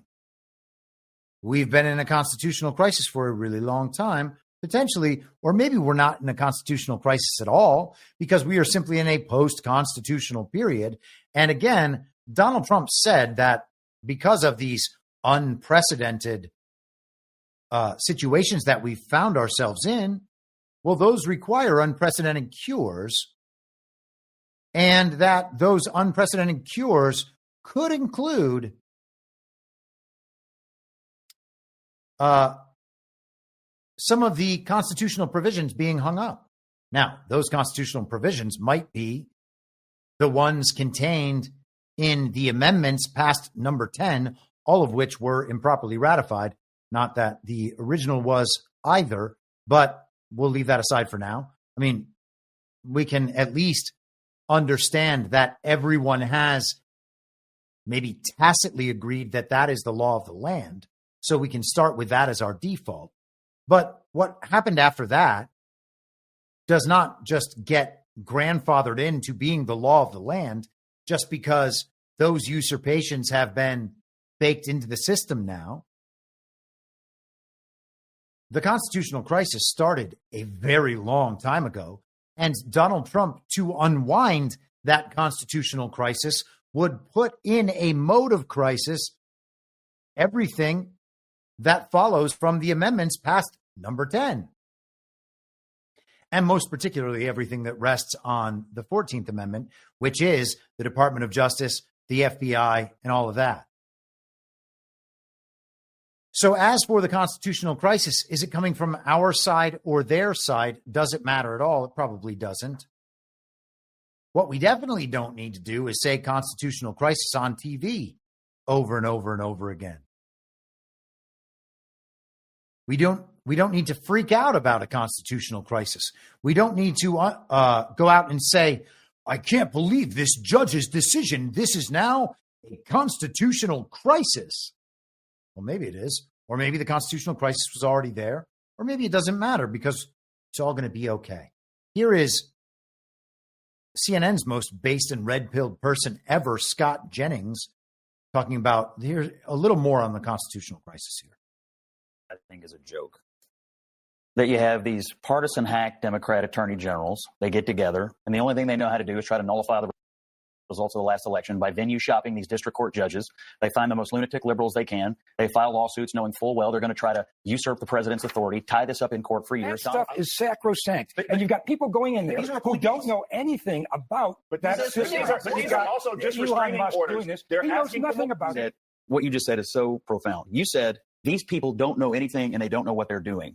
That's right. But they're appointees. I understand. But they are appointees of the duly elected president. So your view, you're here as our legal expert, but your view is because you don't personally believe they know enough that the duly elected president, who appointed a Treasury Secretary and who appoints special appointees like Elon Musk, shouldn't be able to act as the president because you don't personally believe they know enough? Well, they certainly work. No. Or do elections mean anything to you? Well, it's got nothing to do with elections. Of course, he's doing exactly the matter is, there is a law. The truth was told.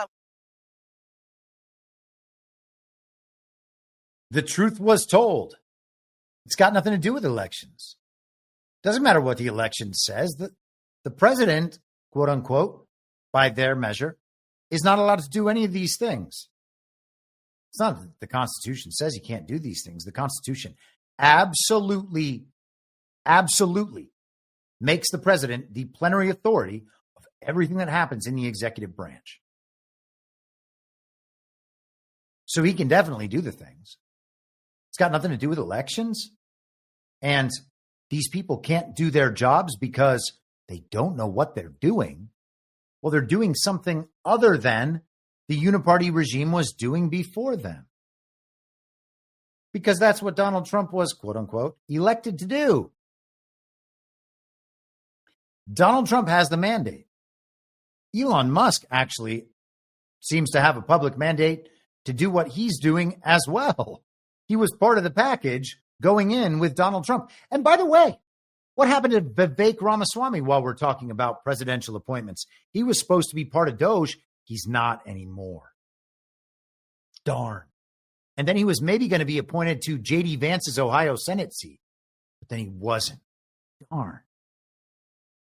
And now Mike DeWine has appointed a lieutenant governor in Ohio, Jim Tressel, the former Ohio State football coach. I think I saw that the other day. That's probably a fast track to governor. Who's going to be more popular in Ohio? In red Ohio, in Rust Belt, Ohio? Jim Tressel, the heroic Ohio State football coach, or Vivek Ramaswamy, the supporter of the H-1B visa, a proponent of immigrant labor in the Rust Belt? Tough call. Did Trump mess up there? I don't know.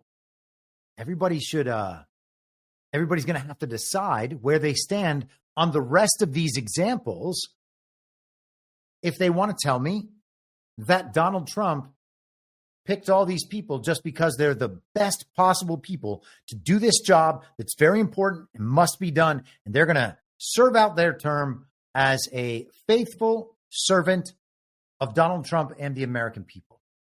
I don't buy it for a second. Why don't I buy it? Because it's ridiculous. This here is quite interesting. This is a post by Jeffrey Tucker of the extraordinarily suspect Brownstone Institute. But hey, we don't need to hash that out right now. Let's just have a look at this here graphic. This is, actually, you know what? Let's go ahead and just save this little org chart, and maybe we can pull this up in a way that will not affect my ability to stream to quite the same degree. And I know that some of the things are glitchy. Hopefully all of that will be worked out by next week. I have not purchased for myself a new computer in 5 or 6 years, so I've just done that. Hopefully that'll make the streaming experience all that much better. So here is that org chart.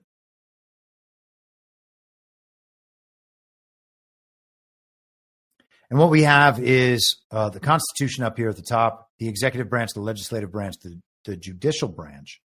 And all of everything else you see is under the executive branch. What is under the legislative branch? The architect of the Senate and the House, of course, the architect of the Capitol, the United States Botanical Garden, the Government Accountability Office, the Government Printing Office, the Library of Congress, and the Congressional Budget Office. And that's it. Under the judicial branch, the U.S. Court of Appeals, the U.S. District Courts, the Territorial Courts, the U.S. Court of International Trade, the U.S. Court of Federal Claims, the U.S. Court of Appeals for the Armed Forces, the Tax Court, the Court of Appeals for Veterans Claims, the Administrative Office of the U.S. Courts, the Federal Judicial Center, and the United States Sentencing Commission. Was that part of the Constitution? All those other bodies? No. The Supreme Court was.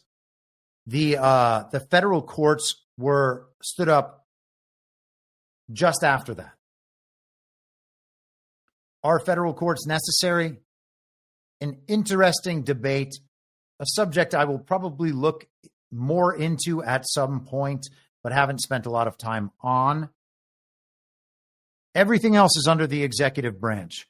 The president, vice president, executive office of the president, White House office, office of the VP, office of Council of Economic Advisors, Council on Environmental Quality, the National Security Council, the Office of Administration, the Office of Management and Budget, the Office of National Drug Control Policy, the Office of Policy Development, Science and Technology Policy, and the U.S. Trade Representative.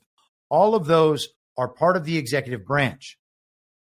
Then you go out into the executive branch agencies: Ag, Commerce, Defense, Education, Energy, Health and Human Services, Homeland Security, Housing and Urban Development, Department of the Interior, Department of Justice, Department of Labor, State, Transportation, Treasury, and Veterans Affairs.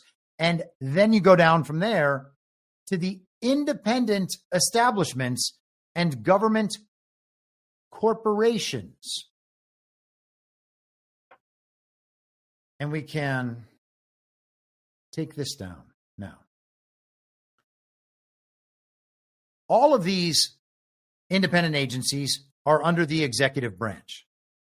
All of these departments are under the executive branch. According to the Constitution, everything in the executive branch, all of this is under the plenary authority of the president. Okay? The buck stops there. And the president has plenary authority, absolute and final say over what the rest of the executive branch does. If they're doing something that the president doesn't like, the president can simply go, oh, stop that. We are being told that the president is not allowed to do that because the Congress has appropriated funds to those agencies or departments or whatever. There is no such thing as an independent agency. There is no such thing as an independent agency. And the TV tells us there is. The Uniparty politicians tell us there is. Why? What is an independent agency under the executive branch in a constitutional form? They tell us that it is a check and a balance on the president's constitutional power, and that it was provided as part of the system of checks and balances by our founders, as though the founders wanted there to be a situation where the Congress could force the president to do things, and the courts, by their own choice, could tell the president he wasn't allowed to exercise his constitutional authorities to carry out certain of his responsibilities. There is absolutely no way that the founders could have ever possibly intended that. And yet, we are told that is how things operate. The constitutional crisis is not that, quote unquote, independent agencies that are accountable to no one, including the executive authority, the actual chief executive. That's not the constitutional crisis, that independent agencies can thwart what the president does and operate totally on their own. They can even have their own foreign policy. That's what we were told during the Ukraine impeachment hoax. We were told that the Department of State, that there was U.S. foreign policy and that the president was messing up U.S. foreign policy. The president is the plenary authority on U.S. foreign policy. The president cannot declare war. Congress is supposed to do that, but Congress doesn't do that. And now we're just in a permanent state of war, a permanent state of emergency, and a permanent state of continuity of government. And we've been like that for decades. So the president doesn't have any of the actual powers that a president is supposed to have because they don't like what the president is doing. And that's what we just got to witness in that CNN clip, that in microcosm at least. And people are talking about that chart. Yeah, that chart I think has gone around pretty extensively today, but that is a good resource that everyone should keep on hand. I'm going to post that I'm going to do it right now in the Telegram info stream, t.me/very reasonable. And I'm going to call it U.S. Government Org Chart. Okay. Simple search, t.me/very reasonable. That will bring it right up. Let us continue. So we have the judge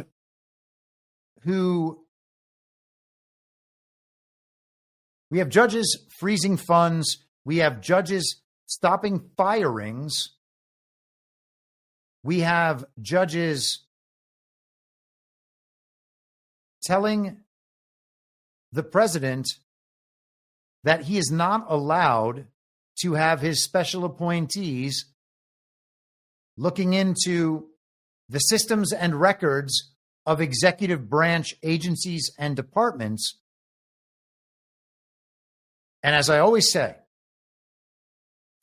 judges should operate by the books. Whatever they do, let's get it appealed. Let's go all the way up to the Supreme Court. Let's get the lines drawn on the field. Let's get the rule book written so everyone can read it. Let's agree to the set of rules. And then let's take the field and play ball. And I am certain that we will be just fine in doing that. Tell us what the rules are. Operate by those rules. We will operate by those rules as well. And then we will defeat you. And that is what makes them so angry about Donald Trump. He does things that are outside of what they want, but still according to not only the set of rules in the original Constitution, but the set of rules they have created as well. So they can't get him vis-a-vis the original Constitution, and they can't get him based on the rules that they set up, which means that permanently, forever, they are screwed.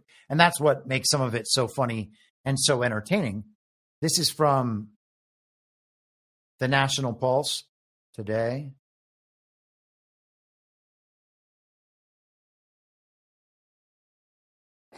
Apparently, this believes it's from tomorrow. And maybe I'm behind, I guess. This came out 9 hours ago. I'm going to say it's from today. Judge blocking White House spending freeze called Trump tyrant in 2021 anti-white tirade. He said, our values in a legal sense are the Constitution. It's for that reason, and we saw there are plenty of examples of history, and there's plenty of examples over the last 4 years where it's the courts that kept that balloon from bursting when it was challenged. He goes on later. Oh, here's the video. Let's just watch the video. Oh, no, sorry. So way too long. But you get the picture.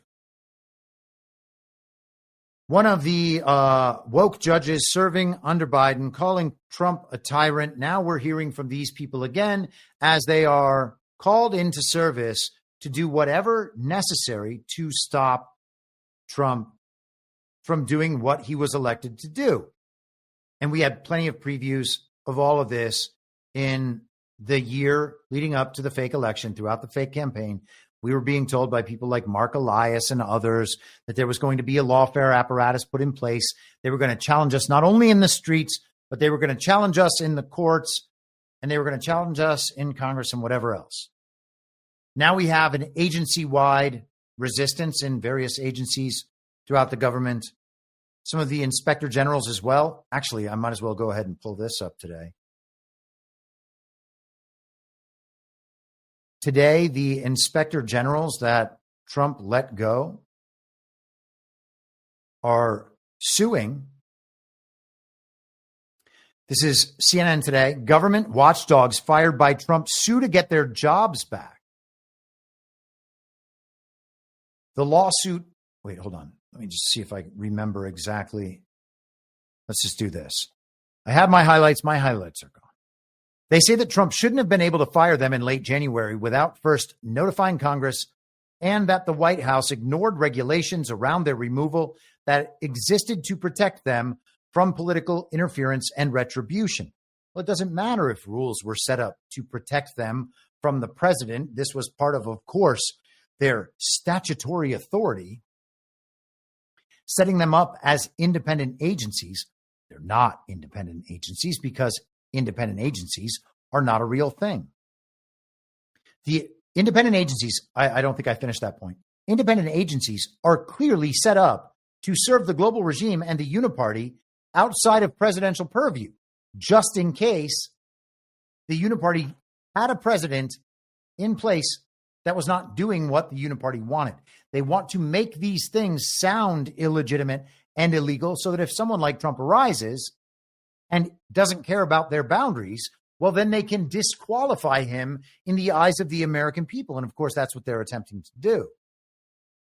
The administration's, quote, actions have inflicted substantial damage on the critical oversight ethos of transparency, truth-telling without fear or favor, and respect for the rule of law, says the lawsuit filed in D.C. federal court. Now, the D.C. federal court is exceptional. It's a little different because D.C. is a little different. Now, people keep saying that they see on these various maps apps that Washington is just Washington now. It's no longer D.C.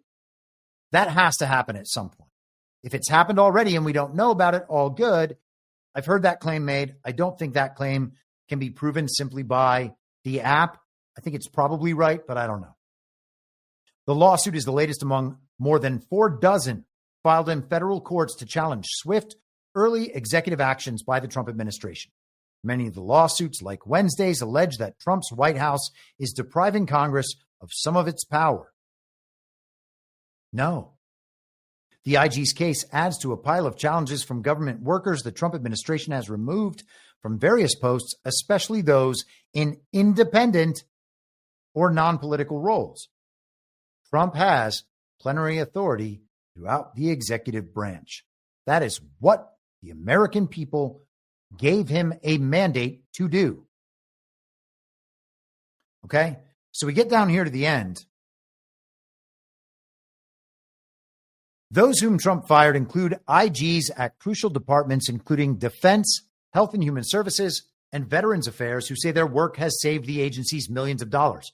So these inspectors general, who are supposed to be overseeing the departments and the agencies, making sure there's no waste, fraud, and abuse, they've overseen billions, hundreds of billions, or trillions of dollars in waste, fraud, and abuse, not to mention all the illegal and unconstitutional activity undertaken by these agencies and departments. But they say they're saving us millions of dollars. One of the IGs who is suing, Phyllis Fong, has been in her position at the Department of Agriculture for more than 20 years, and she is just grandfathered in. No one has been nominated and then replaced her until, I believe, well, she's the IG. So there hasn't been an IG nominated to replace her. Brooke Rollins is now the Secretary of Agriculture. So Fong was told she was fired, and then afterwards she continued to go to work. She says, recognizing that her termination was not effective because it failed to comply with the IG Act's requirements. This is what her attorneys wrote until her federal badge was deactivated and her computer and phone were taken back by the Department of Agriculture. We're supposed to believe that was illegal, that somehow the Inspector General Act's requirements usurp and supersede, I should say, the Constitution. Several of those who were suing had worked under Trump during his first term in the presidency, and one, Hannibal Mike Ware of the Small Business Administration, had been Trump's nominee for the post in 2018. And that means Trump shouldn't be firing his own nominee after 7 years.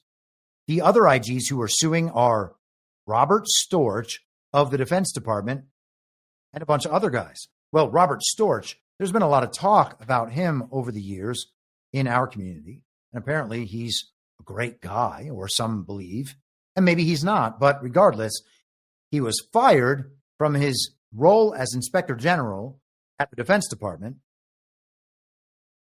And now he's part of the group suing Donald Trump. Maybe it's just kayfabe. Probably, because, I mean, Robert Storch, everybody knows that he's a hero or something. Oh, Storchy. All right, let's reset here for a moment.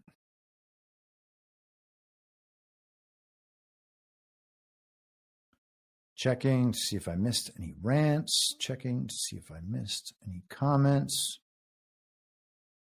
S. Connor 2020 says, I love this subscriber stream chat. You are also engaged in this fight. I appreciate you bringing all of us together here. That was directed at me. Thank you very much. I hope that the subscriber stream is still a good feature for people. I wonder if maybe what I should do rather than subscriber streams is create a locals, like on Rumble, locals only subscriber stream for all of these streams. And you guys can let me know. Please give me feedback, whether it's on here or on Substack. Maybe even the Substack comments is more likely for me to be sure to see it. Maybe it's better to just have a local stream and gift my Substack subscribers locals subscriptions that is a possibility. And that might then allow me to stream these episodes to a much larger audience while also giving kind of a special thing to Substack subscribers.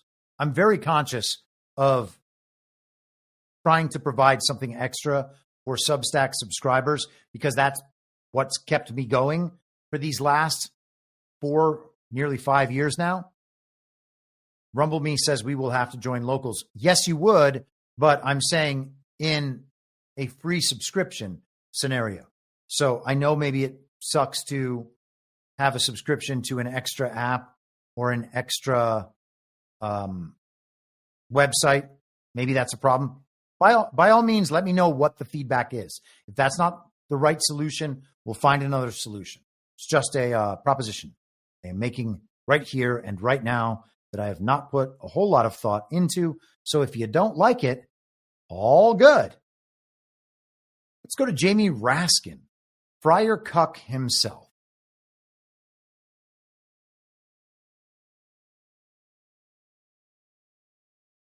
Age racist computer hackers have taken possession of financial payment systems at the United States Department of Treasury. Teenage racist computer hackers. This is some hearing, oversight committee hearing today. Meaning data access to the private financial records of every American citizen, every member of Congress, every federal prosecutor, every regulator who's supposed to be looking at what his business does. And what have the courts been saying? They've said a dozen times in 3 weeks that they're violating the Constitution of the United States and the laws passed by Congress. That's what's going on in America today. That's what we should be having a hearing about, not some airy academic conversation about the administrative state. And the fact that, Mr. Raskin, you're here this whole time we've been here. You've just been complaining about the process. I'll call it a process. And again, I'm not disagreeing with your issues right now around Musk and the process that's following Mr. Vladek, the process that you're following. At some point, what is the end game? Isn't the end game to make us, the American people, better off? Isn't it?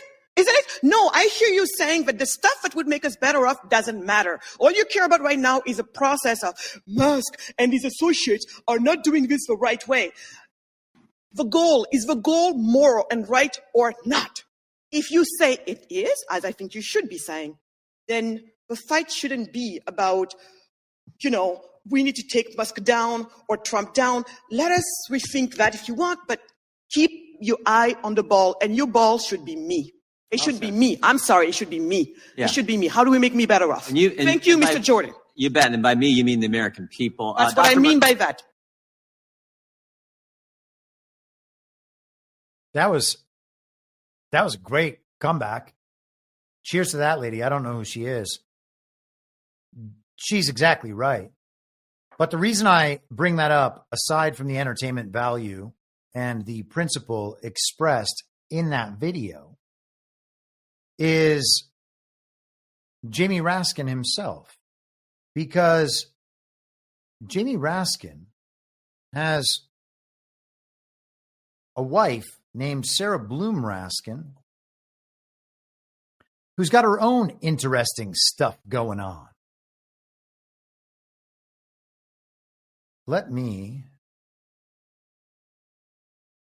Darn it. I thought I had that LinkedIn here. LinkedIn. That's a website. So here's where we're going to start.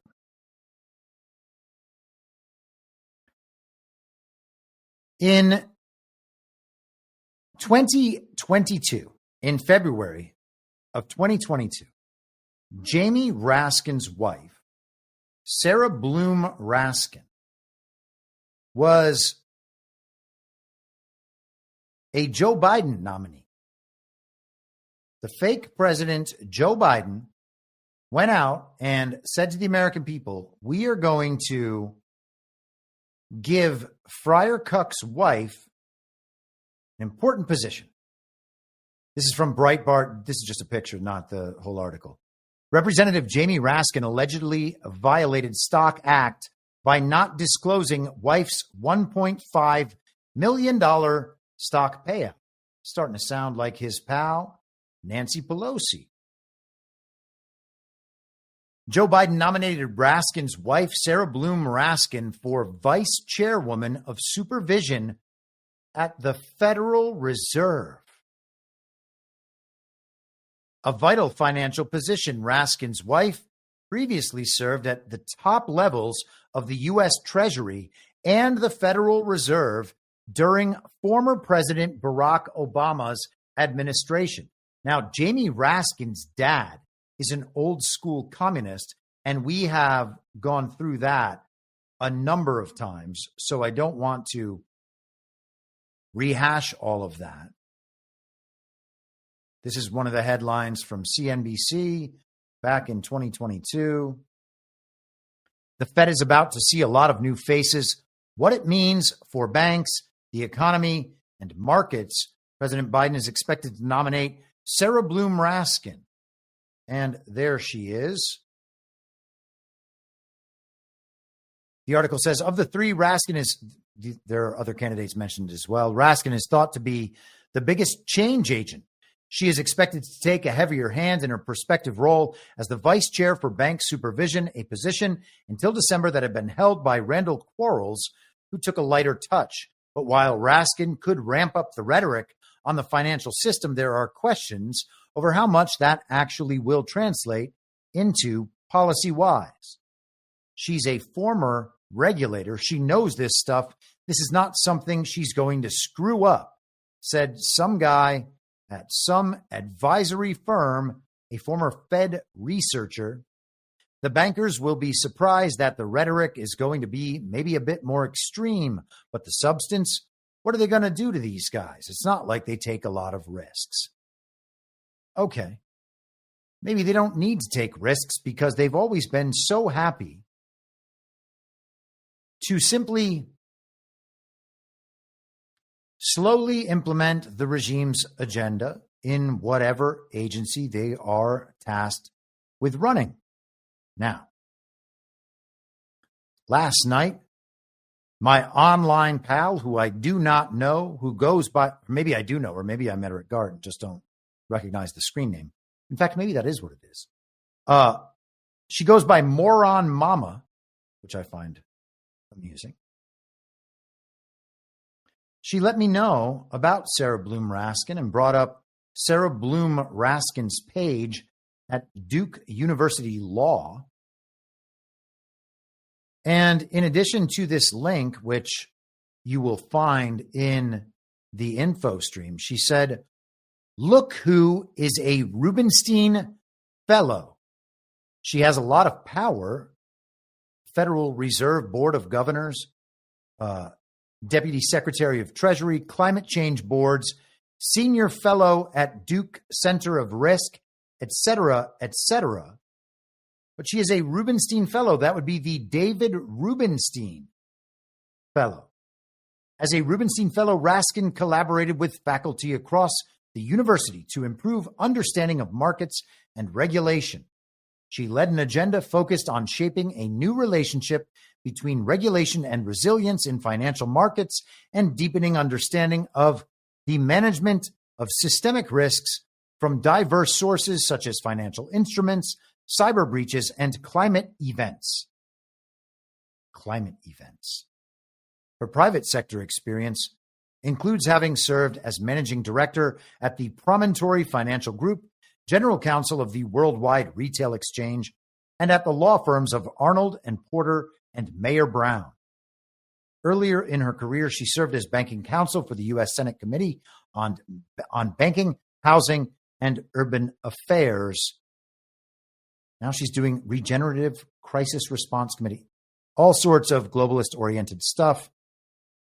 And married to Friar Cuck Jamie Raskin, one of the most prominent and powerful Democratic members of Congress. So the David Rubenstein Center. Also worth noting, by the way, the Department of Housing and Urban Development, we should think about what that word development means in light of all we've found out about what the United States Agency for International Development does. Are they just trying to create more opportunities for communism and more implementation of the regime's agenda in urban communities? Are they trying to turn all the inner city kids trans? Yeah, probably that's what they're doing. Ben Carson, I think, was the Housing and Urban Development Secretary under Trump 1.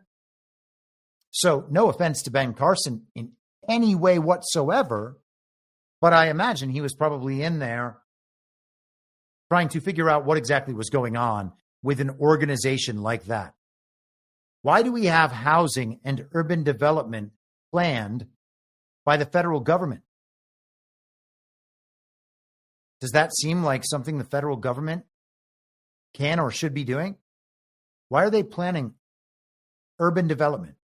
Are there federal government cities beyond Washington, D.C.? I think the answer is no. Although at this point, if the answer was yes, I'd be like, okay, I guess you could kind of see that. Why do we have a Department of Housing and Urban Development? Is that something the founders would have intended? Or is that the sort of thing that the founders would have perceived as an abomination? And I would suggest that it would be the latter. So back on Rubenstein a little bit. And I really do have to wonder.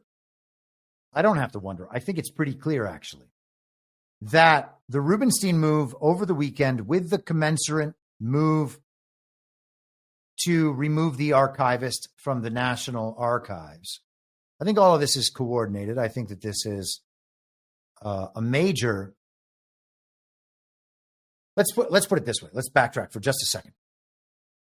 Let's talk about Rudy Giuliani for a second. And this is just theoretical. We don't have to go into detail. So if I mess up a detail, forgive me. Rudy Giuliani is credited with taking down parts of the mafia in New York City through RICO, racketeering, influence, and corrupt organizations. I think I have that right. Basically, taking down criminal enterprises. And in a criminal enterprise, if you're taking down a criminal enterprise, and remember, I've been talking forever about what I call Rico Grande, the kind of one Rico to rule them all, this Hillary Clinton case that'll eventually bring in the special counsel investigations, etc. Conspiracy theory? Call it that if you wish. You would get all the evidence at the lower levels and then try to take the whole thing down at once. Maybe you would, toward the end of that process, be taking down kingpins, kind of under bosses, whatever they are, the bosses before you eventually get to the head of the family. And so I would suggest that David Rubenstein is way up near the top. And I would also suggest that if you're removing him and mocking him, while doing so, removing him from particularly prestigious positions like the chairman of the Kennedy Center, then you are probably up there at the phase where you're taking down kind of the kingpins. And I think that that's what's happening. And Donald Trump posted about the Kennedy Center once again today on Truth Social. He said, this is Trump talking about Trump. President Donald J. Trump was just unanimously elected, not selected, elected, chairman of the board of the prestigious Kennedy Center in Washington, D.C. Very interesting thing to say, considering he appointed himself. But I guess the board agreed. The president stated, quote, "It is a great honor to be chairman of the Kennedy Center, especially with this amazing board of trustees. We will make the Kennedy Center a very special and exciting place." Was that a press release by the Kennedy Center? It may well have been. I didn't go back in and look for that in particular, but it sounds like it might be that. So he eliminated the chairman and replaced a number of members of the board, and that is because the Kennedy Center is a quasi-governmental organization overseen by the president. I guess. I had never looked into it before. Just now. Just these recent days. So we talked on Monday, and we talked on Devolution Power Hour on Badlands on Saturday about David Rubenstein's role as the overseer of the archives. He wants to acquire all of these historical artifacts, whether it's the Magna Carta or the Declaration of Independence or a Holocaust museum or the White House History Center, the Center for White House History. He wants to have control over the official history, because when you have control over the official history, you can write a new history and no one will be any the wiser, because they would say, well, I don't think that's what those original documents said. And then you'd have to be able to refer to the original documents. Well, if David Rubenstein has them in his secret lair, then you can't get at them. So yesterday, there was a press conference in the Oval Office, one of the, Trump's now nearly daily executive order signings, where he takes questions from the press, and he was joined by Elon Musk. And he was also joined by little X, who is Elon Musk's precocious little child. And there was an interesting moment that I want to discuss from that event yesterday. As soon as I can pull this up here and hope that my stream doesn't totally glitch out. Here we are. And that they receive it quickly and accurately.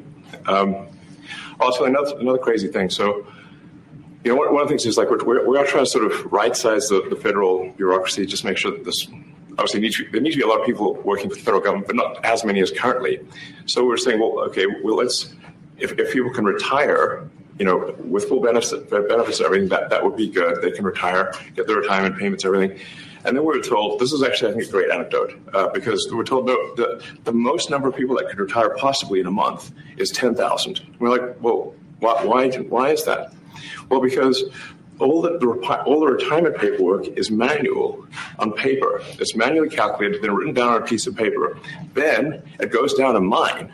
And like, what do you mean a mine? Like, yeah, there's a limestone mine where we store all the retirement paperwork. And you look at a picture of this mine. We'll post some pictures afterwards. And this mine looks like something out of the 50s because it was started in 1955. So it looks like it's like a time warp.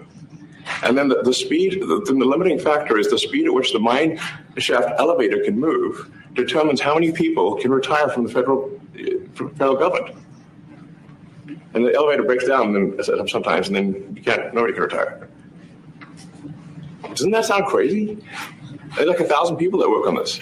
So I think if we take those people and say, like, you know what, instead of working in a mine shaft and carrying manila envelopes to boxes in a mine shaft, you could do practically anything else, and you would add to the goods and services of the United States in a more useful way.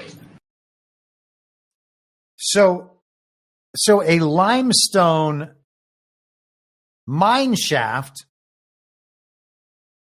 and the way our records are kept in this underground facility make it so that only 10,000 government employees can be retired officially each month. And I thought, well, that's one of the craziest things I've ever heard. That sounds ridiculous. And so I started looking into it, of course. Because whenever there's something like that, I'm like, I feel like maybe people aren't going to look too deeply into this. I was very pleasantly surprised to see that some people did. And because, Elon Musk talking about some weird limestone mine shaft that makes it so people can't retire. Well, got to find out what's going on there.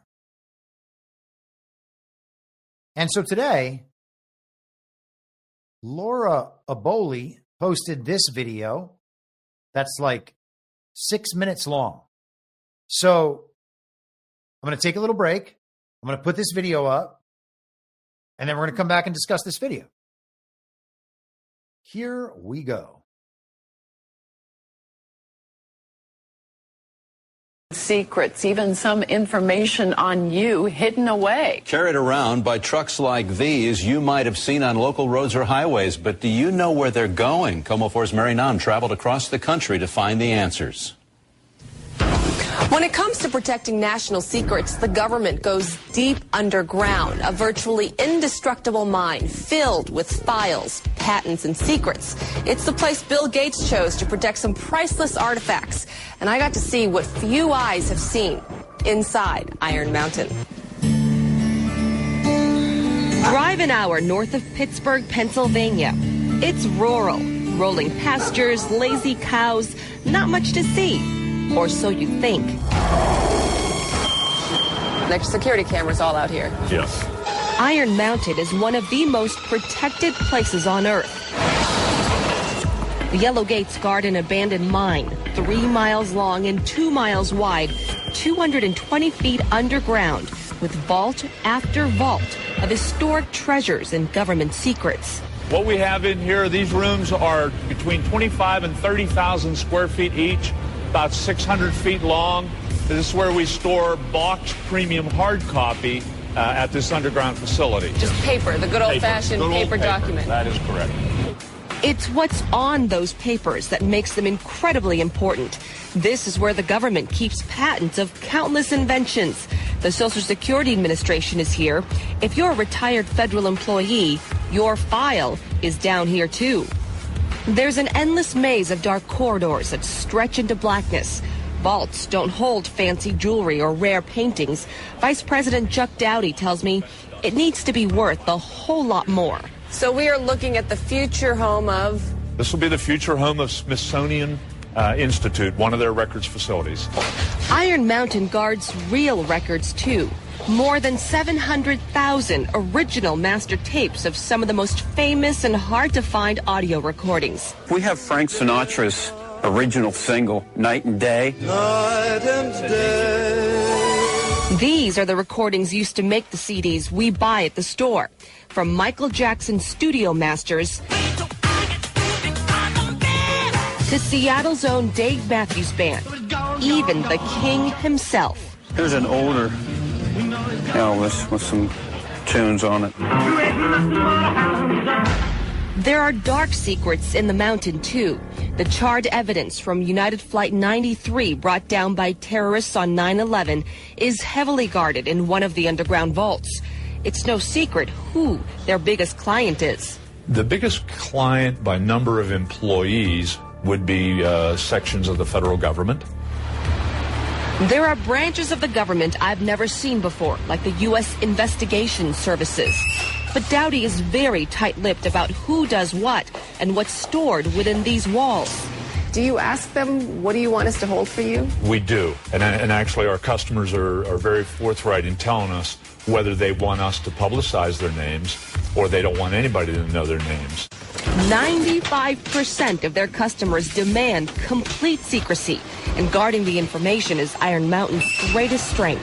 Iron Mountain is like an underground city. They have their own water, their own sewage, their own fire department, and their own security team. And management tells me they have never, ever had a security breach. That flawless record is why the world's richest man keeps some of the world's greatest treasures here. Bill Gates' company Corbis owns the rights to millions of historic images, one-of-a-kind originals. Corbis preserves them in Iron Mountain. These pictures are more valuable than diamonds, and they're treated that way. Go into the vault. The images are stored in a specially designed moisture-proof vault, the size of a football field. So here we are inside the vault, and it's cold. It is. It's cold in here. It's 45 degrees in here, 35% humidity. And what we have stored in here are over 20 million images. To keep track, manager Ann Hartman divided the images into subject files, from personalities to celebrities to events. All are glimpses into our history. Here he is. Let's see. From old Hollywood's Alfred Hitchcock to a rare photo of an infamous tyrant. This is Hitler as a baby. This is an undated photograph. Some images are more than 100 years old before film was even invented. The glass negatives are carefully wrapped in foil and stored in wooden crates. We found snapshots of Seattle's history, too. Here's Pine Street before the condo boom. And, of course, our famous Space Needle. The true treasures, what Anne calls the prizes, are frozen forever. So they're in boxes, specially packaged, so they're sealed. And in it, we would have images such as Marilyn Monroe with her skirt blowing up and Einstein with his tongue sticking out. What price tag would you put on history? Whether it's a picture or a patent, it's all here in Iron Mountain, where secret treasures are truly buried beneath the Pennsylvania pasture. I think that the best anyone's been able to do is that it's priceless. And certainly I probably couldn't do any better.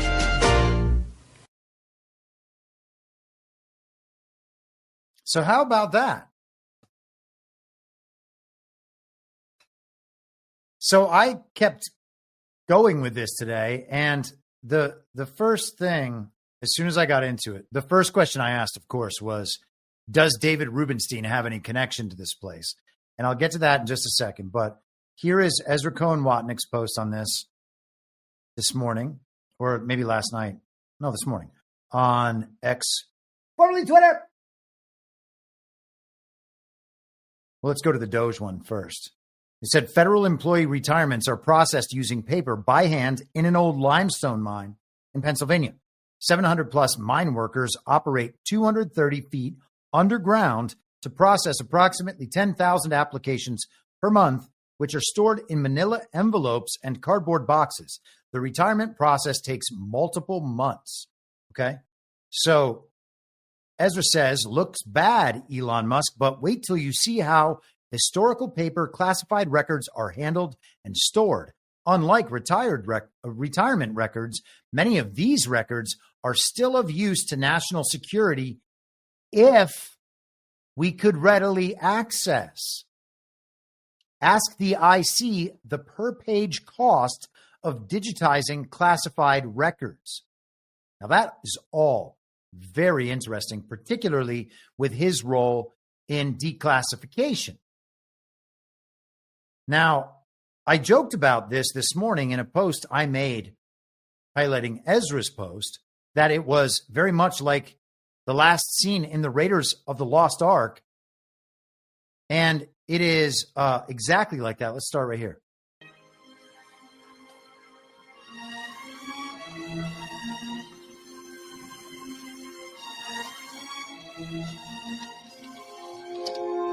There goes the Ark of the Covenant.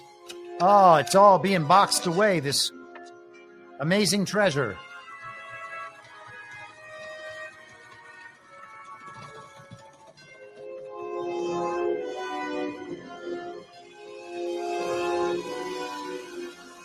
Oh, it's enormous.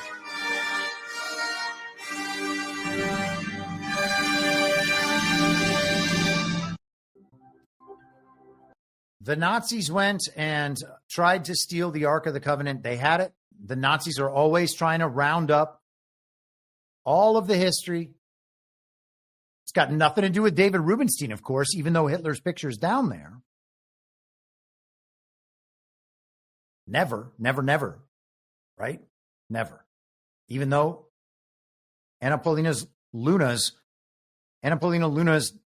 granddad was Jewish and in the Wehrmacht. Just like no crossover whatsoever. You see Rubenstein, you know, if there's one thing that guy is not, Nazi. I mean, sure, he's extremely powerful and his family is from Ukraine, not a Nazi. Not a Khazarian. I don't know what you're thinking, but don't think it. That's defamatory or something. I would never want to get sued for defamation. So let's continue then. I had a little discussion with the machine, as one would, because the machine gives me little hints about where to look. And so it says no connection whatsoever between Rubenstein and Iron Mountain. Well, I thought to myself, that can't be right. His interest in historical archives and records suggests a connection, doesn't it? They said, no, never. I said, well, who runs Iron Mountain? William Meaney is the president and CEO of Iron Mountain. He assumed the role in January 2013. In 2021, Iron Mountain's revenue was $4.492 billion. Meaney's total compensation is about $15 million, which includes salary and bonuses. Before Iron Mountain, Meany was CEO of the Zuelig Group. Earlier in his career, he worked in the airline industry. He also had a career as a CIA operations officer. What? So I kept going. Is this the same Iron Mountain that stores all the U.S. government documents? I thought, this can't be. There's no way the U.S. government document storage place could be run by a corporation that has annual revenue of $5 billion and run by a man who's the CEO who makes $15 million a year. Just what we're told about. He said, actually, it is. It is indeed the same Iron Mountain. This vast underground facility is located 220 feet below ground in a former limestone mine, which is used to store various types of vital records, including federal government and employment records. This facility, often compared to the warehouse at the end of the movie Raiders of the Lost Ark, offers unmatched security and optimal preservation conditions for critical documents. What does it store? NARA-compliant records. They have a storage space there, 7 million cubic feet. Data centers, meeting Federal Information Security Management Act high standards. And specialized storage for various types of records, blah, blah, blah. It's known as the underground. How does it generate billions of dollars? I said, is it a private corporation? And they thought I meant privately owned, but I just meant, is this a non-governmental sort of place? And they said, no, this is actually a publicly owned corporation. It's on the New York Stock Exchange. As of September 30th, 2024, the company's revenue for the last 12 months was $6 billion, 12% year-over-year growth. Amazing. Physical document storage, digital information management services, data protection services, secure information destruction and recycling services. So they are like one of the industry leaders in paper shredding, document shredding, cloud-based digital content management solutions, and asset tracking and inventory management services. They serve a wide range of customers, including 95% of Fortune 1000 companies. Wow. I said, so Meany is connected to David Rubenstein via NARA and the Council on Foreign Relations, at least. And then they told me that David Rubenstein actually wasn't in the Council on Foreign Relations. And so I had to inquire again. And they said, oh, I apologize for the error. You are correct. I was mistaken. Rubenstein is indeed not only a member of the CFR, he is the chairman as of July 2017. He's been a board member, a board director for more than a decade, member and director for more than a decade, and on their global board of advisors. So I asked why it was programmed to that. I said, do they lead the industry in paper shredding? And it gave me a number of other industry leaders. And that was the end of my conversation with the machine. So I went the more traditional route and headed on over to the CIA's own Wikipedia. And down here in Wikipedia, I started learning about their history and where it all comes from, their expansion, their growth. Let me get down to where I need to be. I'll find it again very shortly. The facilities and the holdings. Here we go. Iron Mountain has underground storage facilities in the United States and the rest of the world, but most of the company's over 1,500 storage locations are in above-ground leased warehouse space located near customers. Its storage location in Dighton, Massachusetts was once a missile storage battery during the Cold War. Okay. The best-known Iron Mountain storage facility is a 1.7 million square foot high security storage facility in a former limestone quarry at Boyers, Pennsylvania, near the city of Butler. Ha! Isn't that the place where Trump went to give a speech in 2020 during that campaign? Massive rally. I think 55,000 people or more. And then it was the location of assassination event number 1 and the location of the return to the scene of the crime, the assassination event number 1 in this campaign. And then that was the rally, of course, where Elon Musk went up and jumped around on stage, and the opera singer, Christopher Macchio, I believe is his name. I hope that's his name.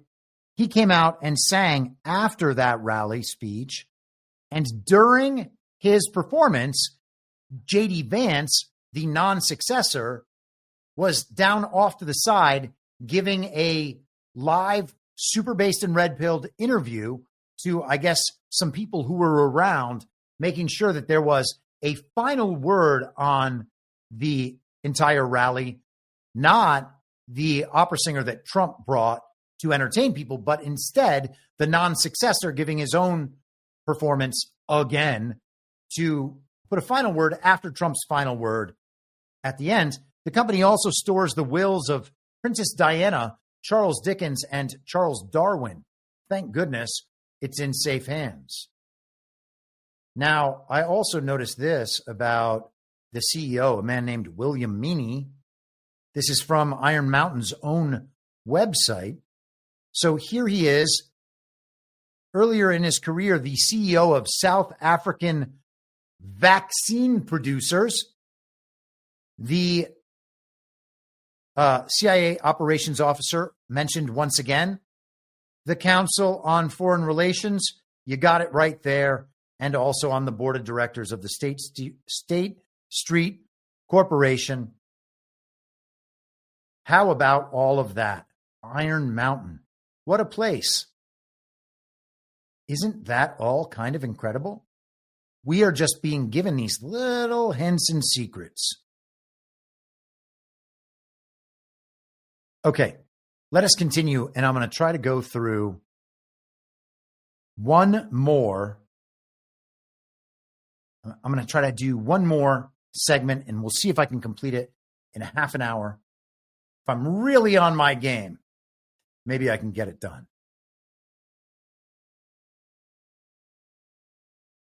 I see our Piazza in the chat saying, can't make this crap up.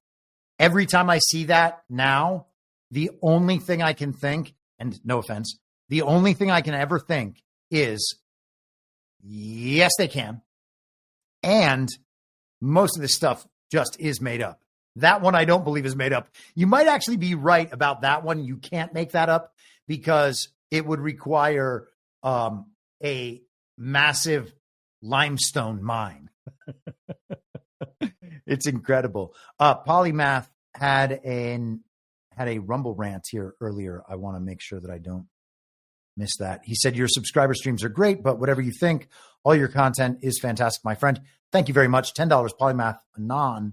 And he was talking about how to properly organize the subscriber stream with the rest of what the show represents. Thank you, Polymath. I see your comment. Thank you very much. I much appreciate your contributions in my chat and on Truth Social here elsewhere. Thank you. Okay, so where did this article come from? That's not what I meant at all. I definitely saved. How in the world did I get that link there? So there was, hold for processing. I'm going to have to find the correct link here. Trump talked on Friday with the Prime Minister of Japan.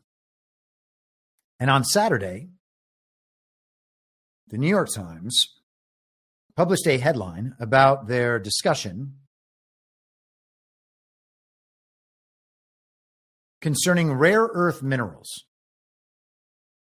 Or it was maybe a question that he answered in the context or in the kind of press conference portion of the rare earth mineral discussion. And we're just going to go ahead and skip that New York Times article. I think I probably screwed it up in my Telegram post as well. So, hey, let's just go to the new news from yesterday. He did mention that on Saturday with the Japanese Prime Minister. Actually, I copy and pasted the comments. Here's what we have. Trump meeting with Japanese Prime Minister Shigeru Ishiba on Friday was asked by a reporter if he would help coordinate a meeting between Zelensky and U.S. Vice President, non-successor, JD Vance, who is traveling to Europe for summits in Paris and Munich next week. So he's there now. He spoke before the AI convention yesterday. Everyone agreed that he was super based and red-pilled about all of that. And now he's going to the global communist meetings in Paris and Munich. And the question from the New York Times was, from the mainstream media was, are you going to have JD Vance meet with Volodymyr Zelensky? The New York Times wrote, Trump seemed to mishear the question and responded by saying that he himself will probably be meeting with the comedic actor next week. One of the things we are looking at with President Zelensky is having the security of their assets, he continued. They have assets underground, rare earth and other things, but primarily rare earth. So did Trump actually mishear the question, considering he answered it correctly by saying, I'm going to meet with Zelensky next week, and ignoring the whole suggestion that JD Vance might be tasked with that? And isn't that interesting? Because his predecessor as fake vice president, Kamala, went and met with Zelensky in 2022, just before the very brutal invasion broke out. It's incredible, isn't it? How it's like the whole bullshit story we were fed is the same bullshit story we're being fed now on a different timeline with different characters plugged into those roles. When a reporter asked Trump to clarify if he was in fact the one planning to meet with Zelensky, the president responded, he may meet next week, yeah, whenever he'd like. That seems pretty straightforward. JD Vance is not going to meet with Volodymyr Zelensky, and maybe he still will. I don't know. I'm not privy to these things. I'm just saying Trump's answer seemed pretty straightforward. There's been no indication since then that JD Vance would take a meeting like that. And Trump already talked to him today. So what does JD Vance need to be there for? It was going to be a photo op to show JD Vance to the rest of the world as the guy doing the piece with Zelensky, in case someone might want to know what happened in 20 years or 50 years or 100 years once David Rubenstein and his friends eliminate the real history and it's replaced with what the mainstream media says. So this is from last night. Sorry, from yesterday during the day. Associated Press, Ukraine's rare earth elements could help keep U.S. military aid flowing. Ukraine has offered to strike a deal with the U.S. President Donald Trump for continued American military aid in exchange for developing Ukraine's mineral industry, which could provide a valuable source of the rare earth elements that are essential for many kinds of technology. Trump said that he wanted such a deal earlier this month, and it was initially proposed last fall by Ukrainian President Volodymyr Zelensky as part of his plan to strengthen Kyiv's hand in future negotiations with Moscow. So you can see already how it's being framed. This is an idea Zelensky had, not an idea that Trump had. And it was going on while the fake president Joe Biden was still in place. So when this deal occurs, Donald Trump does not get any of the credit. We really have this big potential in the territory which we control. Andrei Yermak, chief of staff to the Ukrainian president, said in an exclusive interview with the AP. We are interested to work to develop with our partners, first of all, with the United States. Okay? How might a deal come together? They're talking about what minerals might be involved. Rare earth elements are a set of 17 elements that are essential to many kinds of consumer technology, including cell phones, hard drives, and electric and hybrid vehicles. It's unclear if Trump is seeking specific elements in Ukraine which also has other minerals to offer. It can be lithium. It can be titanium, uranium, many others. Yermak said it's a lot. So the idea here is that as part of the peace deal with Ukraine, or as part of the ongoing war deal, as it was just described by the media, we are going to begin getting rare earth minerals so that when we send all of our military equipment and money over there, we get something back in return. Now, Zelensky says that a lot of the money and the equipment that was promised to them never actually reached Ukraine, and that's totally possible. The Ukraine story about how we're always sending them money might turn out to be total bullshit, or it might be money that we're sending to develop their rare earth mineral industry that was told to us by the media as money being paid to keep this ongoing war against Putin's very brutal invasion going, as we are given similar bullshit stories about the construction project happening down in Israel or in Gaza. So we have construction projects in both places. Trump calls them, he says they look like demolition sites. And then we have the purpose of these construction projects and what they will ultimately end up being. But let's continue. Pete Hegseth is also over there. Now, Keith Kellogg is over there with the group that includes JD Vance and Pete Hegseth. And I think that most people have a pretty good feeling about Keith Kellogg. I certainly do. Some people believe that he's like one of those in the very, very tight circle around Donald Trump. Hegseth says return to Ukraine's pre-war borders is unrealistic. In his first trip abroad, the U.S. Defense Secretary told Ukrainian and NATO officials that a durable peace could only come with a realistic assessment of the battlefield. Okay? And so we've heard, and Trump has reiterated, that Ukraine will not be joining NATO. That is not an option for them. That was already settled before Putin's very brutal invasion. There was no chance of that ever happening. There's no chance that Ukraine is going to be part of the EU either. It seems there's no reason to believe that's going to happen. That was part of Putin's original terms. And the pre-war borders, they're talking about the pre-2014, which means there's no way that Crimea is going back to the global regime. There's no way that Crimea is going to be part of Ukraine. It's only part of Russia. And of course, the Donbass, these eastern regions of quote unquote Ukraine, a fake country, are also part of Russia and have been for years. There's no way that's going to be part of the peace deal. So Pete Hegseth went over there to say things that were already true before Donald Trump ever left office in 2020.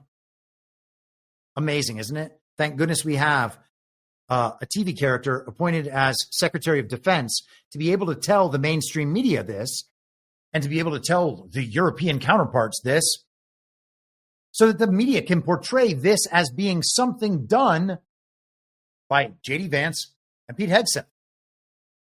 Do I know that part, something that nefarious is going on? I can't guarantee it, but it certainly seems to track, and we've been tracking it for an awful long time. So I'm going to go with my instinct and the work I've done. You don't have to agree with me, okay? You can believe whatever you want. This is what I think, and I'm going to defend my position, even when people don't like me doing that. Let's continue. Let's continue with this right here, because I think this right here is amazing while we're on the subject of rare earth minerals. Let me just make sure I'm pulling up the right thing here. Oh, no, that was the wrong thing. It's good that I did not do that. Did I send this only to my friends, or did I actually save it so that I could use it on this show? And it seems that I sent it only to my friends. I was saving it for the show because I didn't want to just drop it and ruin what I thought was kind of a fun and surprising connection. Here we are.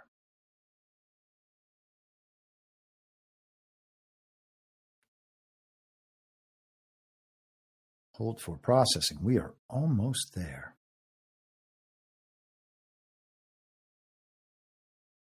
Am I furious because I just did something wrong on the computer that I do wrong a lot? Yes, that's exactly what happened.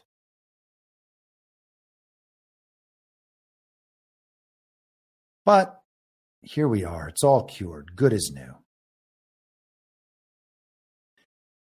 So I began having a conversation with the machine today about what the heck's going on here? About the rare earth minerals in Ukraine and whether or not that has anything to do with Ukraine's land.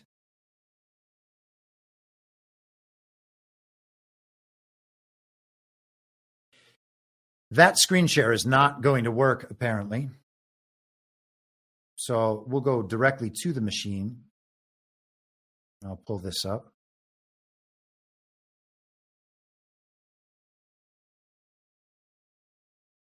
I asked the machine, is Ukraine rich with rare earth minerals?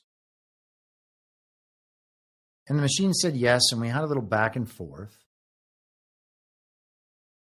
I said, is this because of their flat land? And they let me know that while the rare earth minerals and the flat land are one and the same and totally connected, it's not because of. So one of the characteristics of the Ukrainian shield is its flatness, which is associated with the presence of a peneplain. A peneplain is a nearly level landform that results from prolonged erosion over geological time.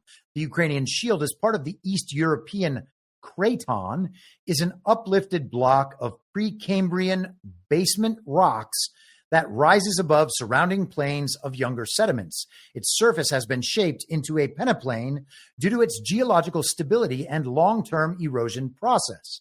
This flatness is typical of shields worldwide, as they are tectonically stable regions where mountain building and faulting are minimal. The flat terrain does not directly cause Ukraine's mineral wealth, but reflects the ancient geological processes that expose the Precambrian rocks, rich in minerals like rare earth elements and other critical resources. So the flatness, I said, is inseparable from the rare earth minerals? It said yes. And so then we have some more details about the peneplain formation. It says the rocks are rich in rees. Excellent. So if you have heard Donald Trump talk about how flat the land in Ukraine is over these many months, how a bullet can fly and fly and fly, and the only thing that stops a bullet is a body, all of these hints toward the flat land of Ukraine seem to be a direct coded reference to the rare earth minerals in Ukraine. That was one of those little jaw drops as far as I'm concerned. And so people are going through in the chat about some of the geological official story here. All good. Brain Strain again mentions flatland in Ukraine is also wonderful farmland. Yes, we've certainly been hearing that many times over the years. It is some of the most fertile land in all the world. And that's why that plot of land that's called Ukraine, which is the outer regions of Russia, why it's so valuable, because there are so many mineral resources and the land itself is such good agricultural land. Incredible to me that the flat land in Ukraine, Trump's references to the flatness of this land seem to be, in my mind, directly related to the rare earth minerals. So Donald Trump talked today to Vladimir Putin on the phone, something that Joe Biden, as far as I know, never did. Now, there are reports that Joe Biden might have done it at some point, I can't locate that. I've never been able to locate that. If someone can, maybe it's obvious and I missed it and stopped looking, by all means, send it over and I will retract. But for now, we have Donald Trump on Truth Social. I just had a lengthy and highly productive phone call with President Vladimir Putin of Russia. We discussed Ukraine, the Middle East, energy, artificial intelligence, the power of the dollar, and various other subjects. And I think artificial intelligence and the power of the dollar are inextricably linked via Bitcoin. We both reflected on the great history of our nations and the fact that we fought so successfully together in World War II, remembering that Russia lost tens of millions of people and we likewise lost so many. We each talked about the strengths of our respective nations and the great benefit that we will someday have in working together. But first, as we both agreed, we want to stop the millions of deaths taking place in the war with Russia and Ukraine. And he said Russia/Ukraine, and that's an interesting way to put that because Ukraine is Russia. President Putin even used my very strong campaign motto of common sense. We both believe very strongly in it. We agreed to work together very closely, including visiting each other's nations.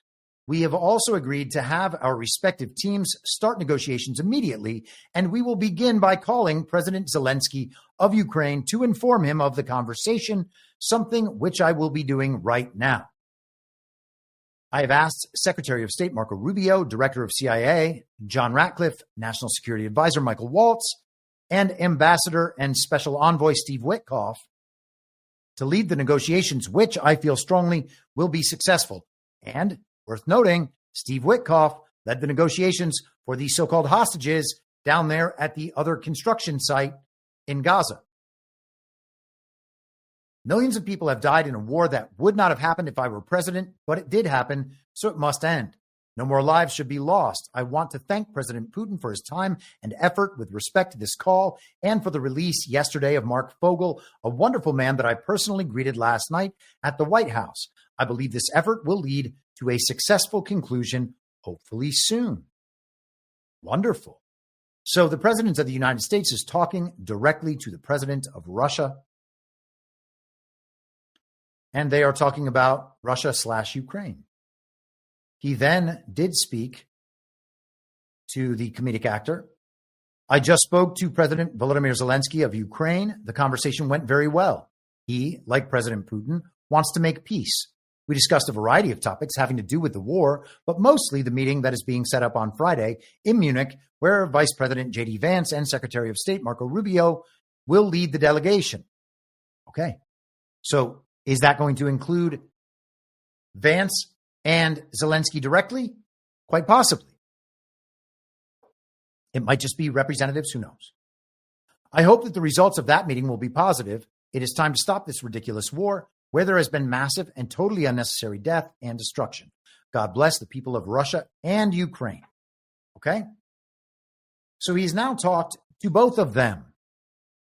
And as Rumble Me notes in the chat, and I was just about to note, we could have ourselves a perfect phone call between Donald Trump and Volodymyr Zelensky, just as they had prior to the Ukraine impeachment hoax of late 2019. Let us go to the Oval Office today. This is, or will be in just a moment, Donald Trump.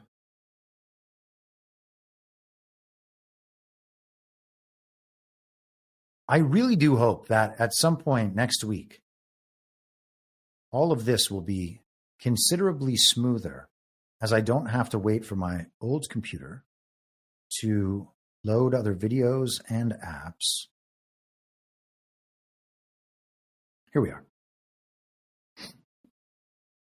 Largely on the phone, and we ultimately expect to meet. In fact, we expect that he'll come here and I'll go there, and we're going to meet also probably in Saudi Arabia. The first time we'll meet in Saudi Arabia, see if we can get something done. But we want to end that war. That war is a disaster. So they're going to meet in Saudi Arabia. Well, that's interesting because Saudi Arabia is the country that's going to backstop the construction project in Gaza. the regional power. And Mohammed bin Salman sounds like he will be joined by Vladimir Putin and Donald Trump. And so you've got three of the most powerful, actual powerful people in the world getting together to hammer this thing out. Not that there's actually real negotiations that needs to take place, but something interesting will surely be happening there. And you can imagine that there will be a commensurate regime freakout as that occurs. And I think, yep, and then here's just the Badlands Media News article and some links to more information there. This part, as well as part of broader efforts surrounding the war, U.S. Treasury Secretary Scott Bessent is set to travel to Ukraine to ensure the U.S. recoups financial aid sent during the conflict. And this would be maybe money coming back in the form of those rare earth minerals. So a resource deal on top of a construction project is what's happening in Ukraine, and all that money that we find out was wasted sent over to Ukraine may well just be to set up a resource industry and ship those resources back here or otherwise capitalize on them. Scott Bessent, again, it's worth noting, used to work at Soros Capital Management and has, by virtue of that, some pretty high-level relationships, you might imagine, with key global regime figures. And to the extent that, let me just make sure I'm correct here, Soros Fund Management, yeah. So he's probably got relationships with a lot of the people who flooded all the money into Ukraine after the government was overthrown in 2014, and Soros and other global regime interests began setting up shop in Ukraine, as they do when they have overthrown governments.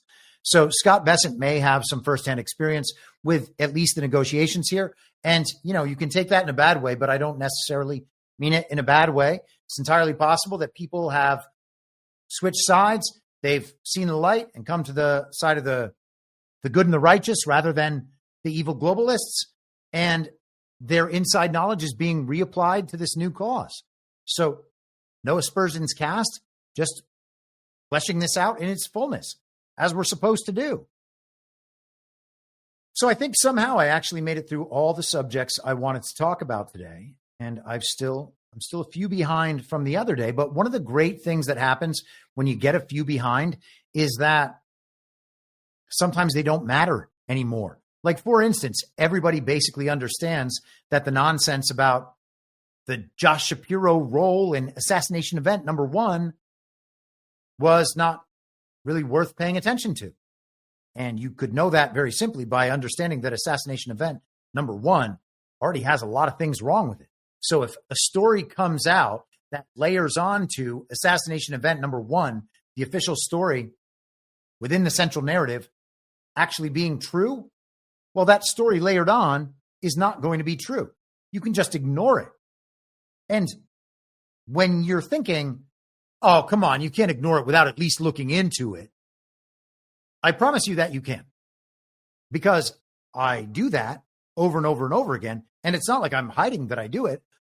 I tell people over and over, that's not worth looking at because it's clearly riding on the back. It's piggybacking onto some foundational bullshit that is obviously wrong. So you don't need to know the upper level bullshit if the foundational bullshit already falls apart. Therefore, ignore that story, move on. You'll be fine without ever knowing about it. Here we are a few days later. Everybody has already agreed that that is the case. And the likelihood of us seeing that Josh Shapiro assassination event story come back up in the future, very low. Now, is it possible that Josh Shapiro was involved with some assassination event or plot or something with Donald Trump? Sure, but it's not that one. Okay, I guess that's it. I think that is it. And there are some Rumble rants here piling in at the end, so we'll go through these. Polymath Anon, $10. Really interesting show today, my friend. Appreciate it. Thank you very much, Polymath. And another one of the same thing. Maybe you sent those through twice. Please go ahead and check that and cancel one of those if you did. And Snowcat Operator, $5. I'm glad to support your non-network regardless of public streaming. It's an overwhelming value and an illuminating reflection. Thank you very much, my friend. He just sent another subscription to someone on Rumble as well. If everybody has that view, then fine. I'll try to find something else to do for subscribers. Okay. Maybe people want to have like a Zoom meeting or something once a month. I'm not saying that that's the right idea. I don't know that's the right idea. But if you guys think of creative ideas like that and everybody's like, yeah, this is awesome, let me know. Okay. I want to do something special for subscribers. I also don't want to limit the reach of the show. And this format absolutely does do that. I'm fine with that because you guys make the show possible in the first place. But it's not ideal, I don't think. And we've been doing this now for about 8 months. And so if it's time to switch, then I'm open to switching. Net Walrus also just became a monthly supporter, so thank you very much. This is on Rumble. That's different than the Substack. I don't recommend any of you do that on here, but I'm obviously very appreciative when you do.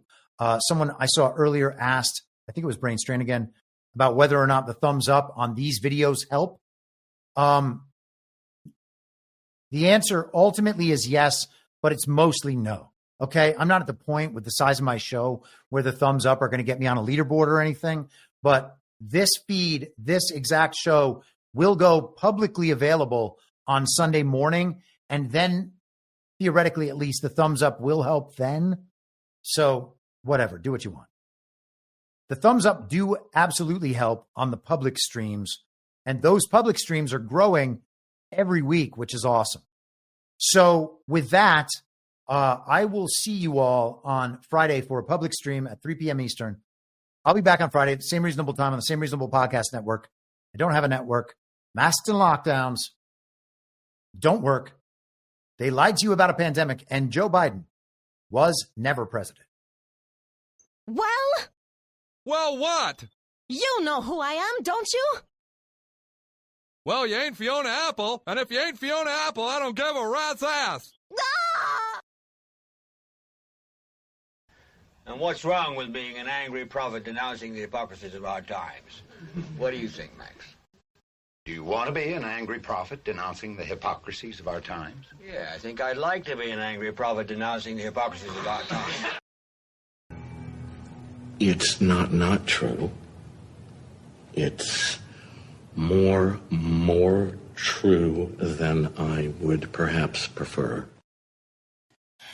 Can we stop this cruel game and allow the boy to keep one shred of dignity? For God's sakes! I can't stand to see him in all this pain! You vicious bastards! Let him move in with you! Is it so bad to see somebody happy? So just let him move in! For the love of God, let the boy move in with you! Good Lord! And I will not let you down. We do a little trolling. It's called We Do a Little Trolling. What? In my mind, that's the end game. If you're listening for free and would like to support the show, the best way to do that is by signing up for a paid subscription at imyourmoderator.substack.com. You can find the info stream over on Telegram at t.me/veryreasonable. The merch site is cancelcouture.com, and for all my other links, you can visit linktree.com/imyourmoderator. And I'll see you soon. Down on the range.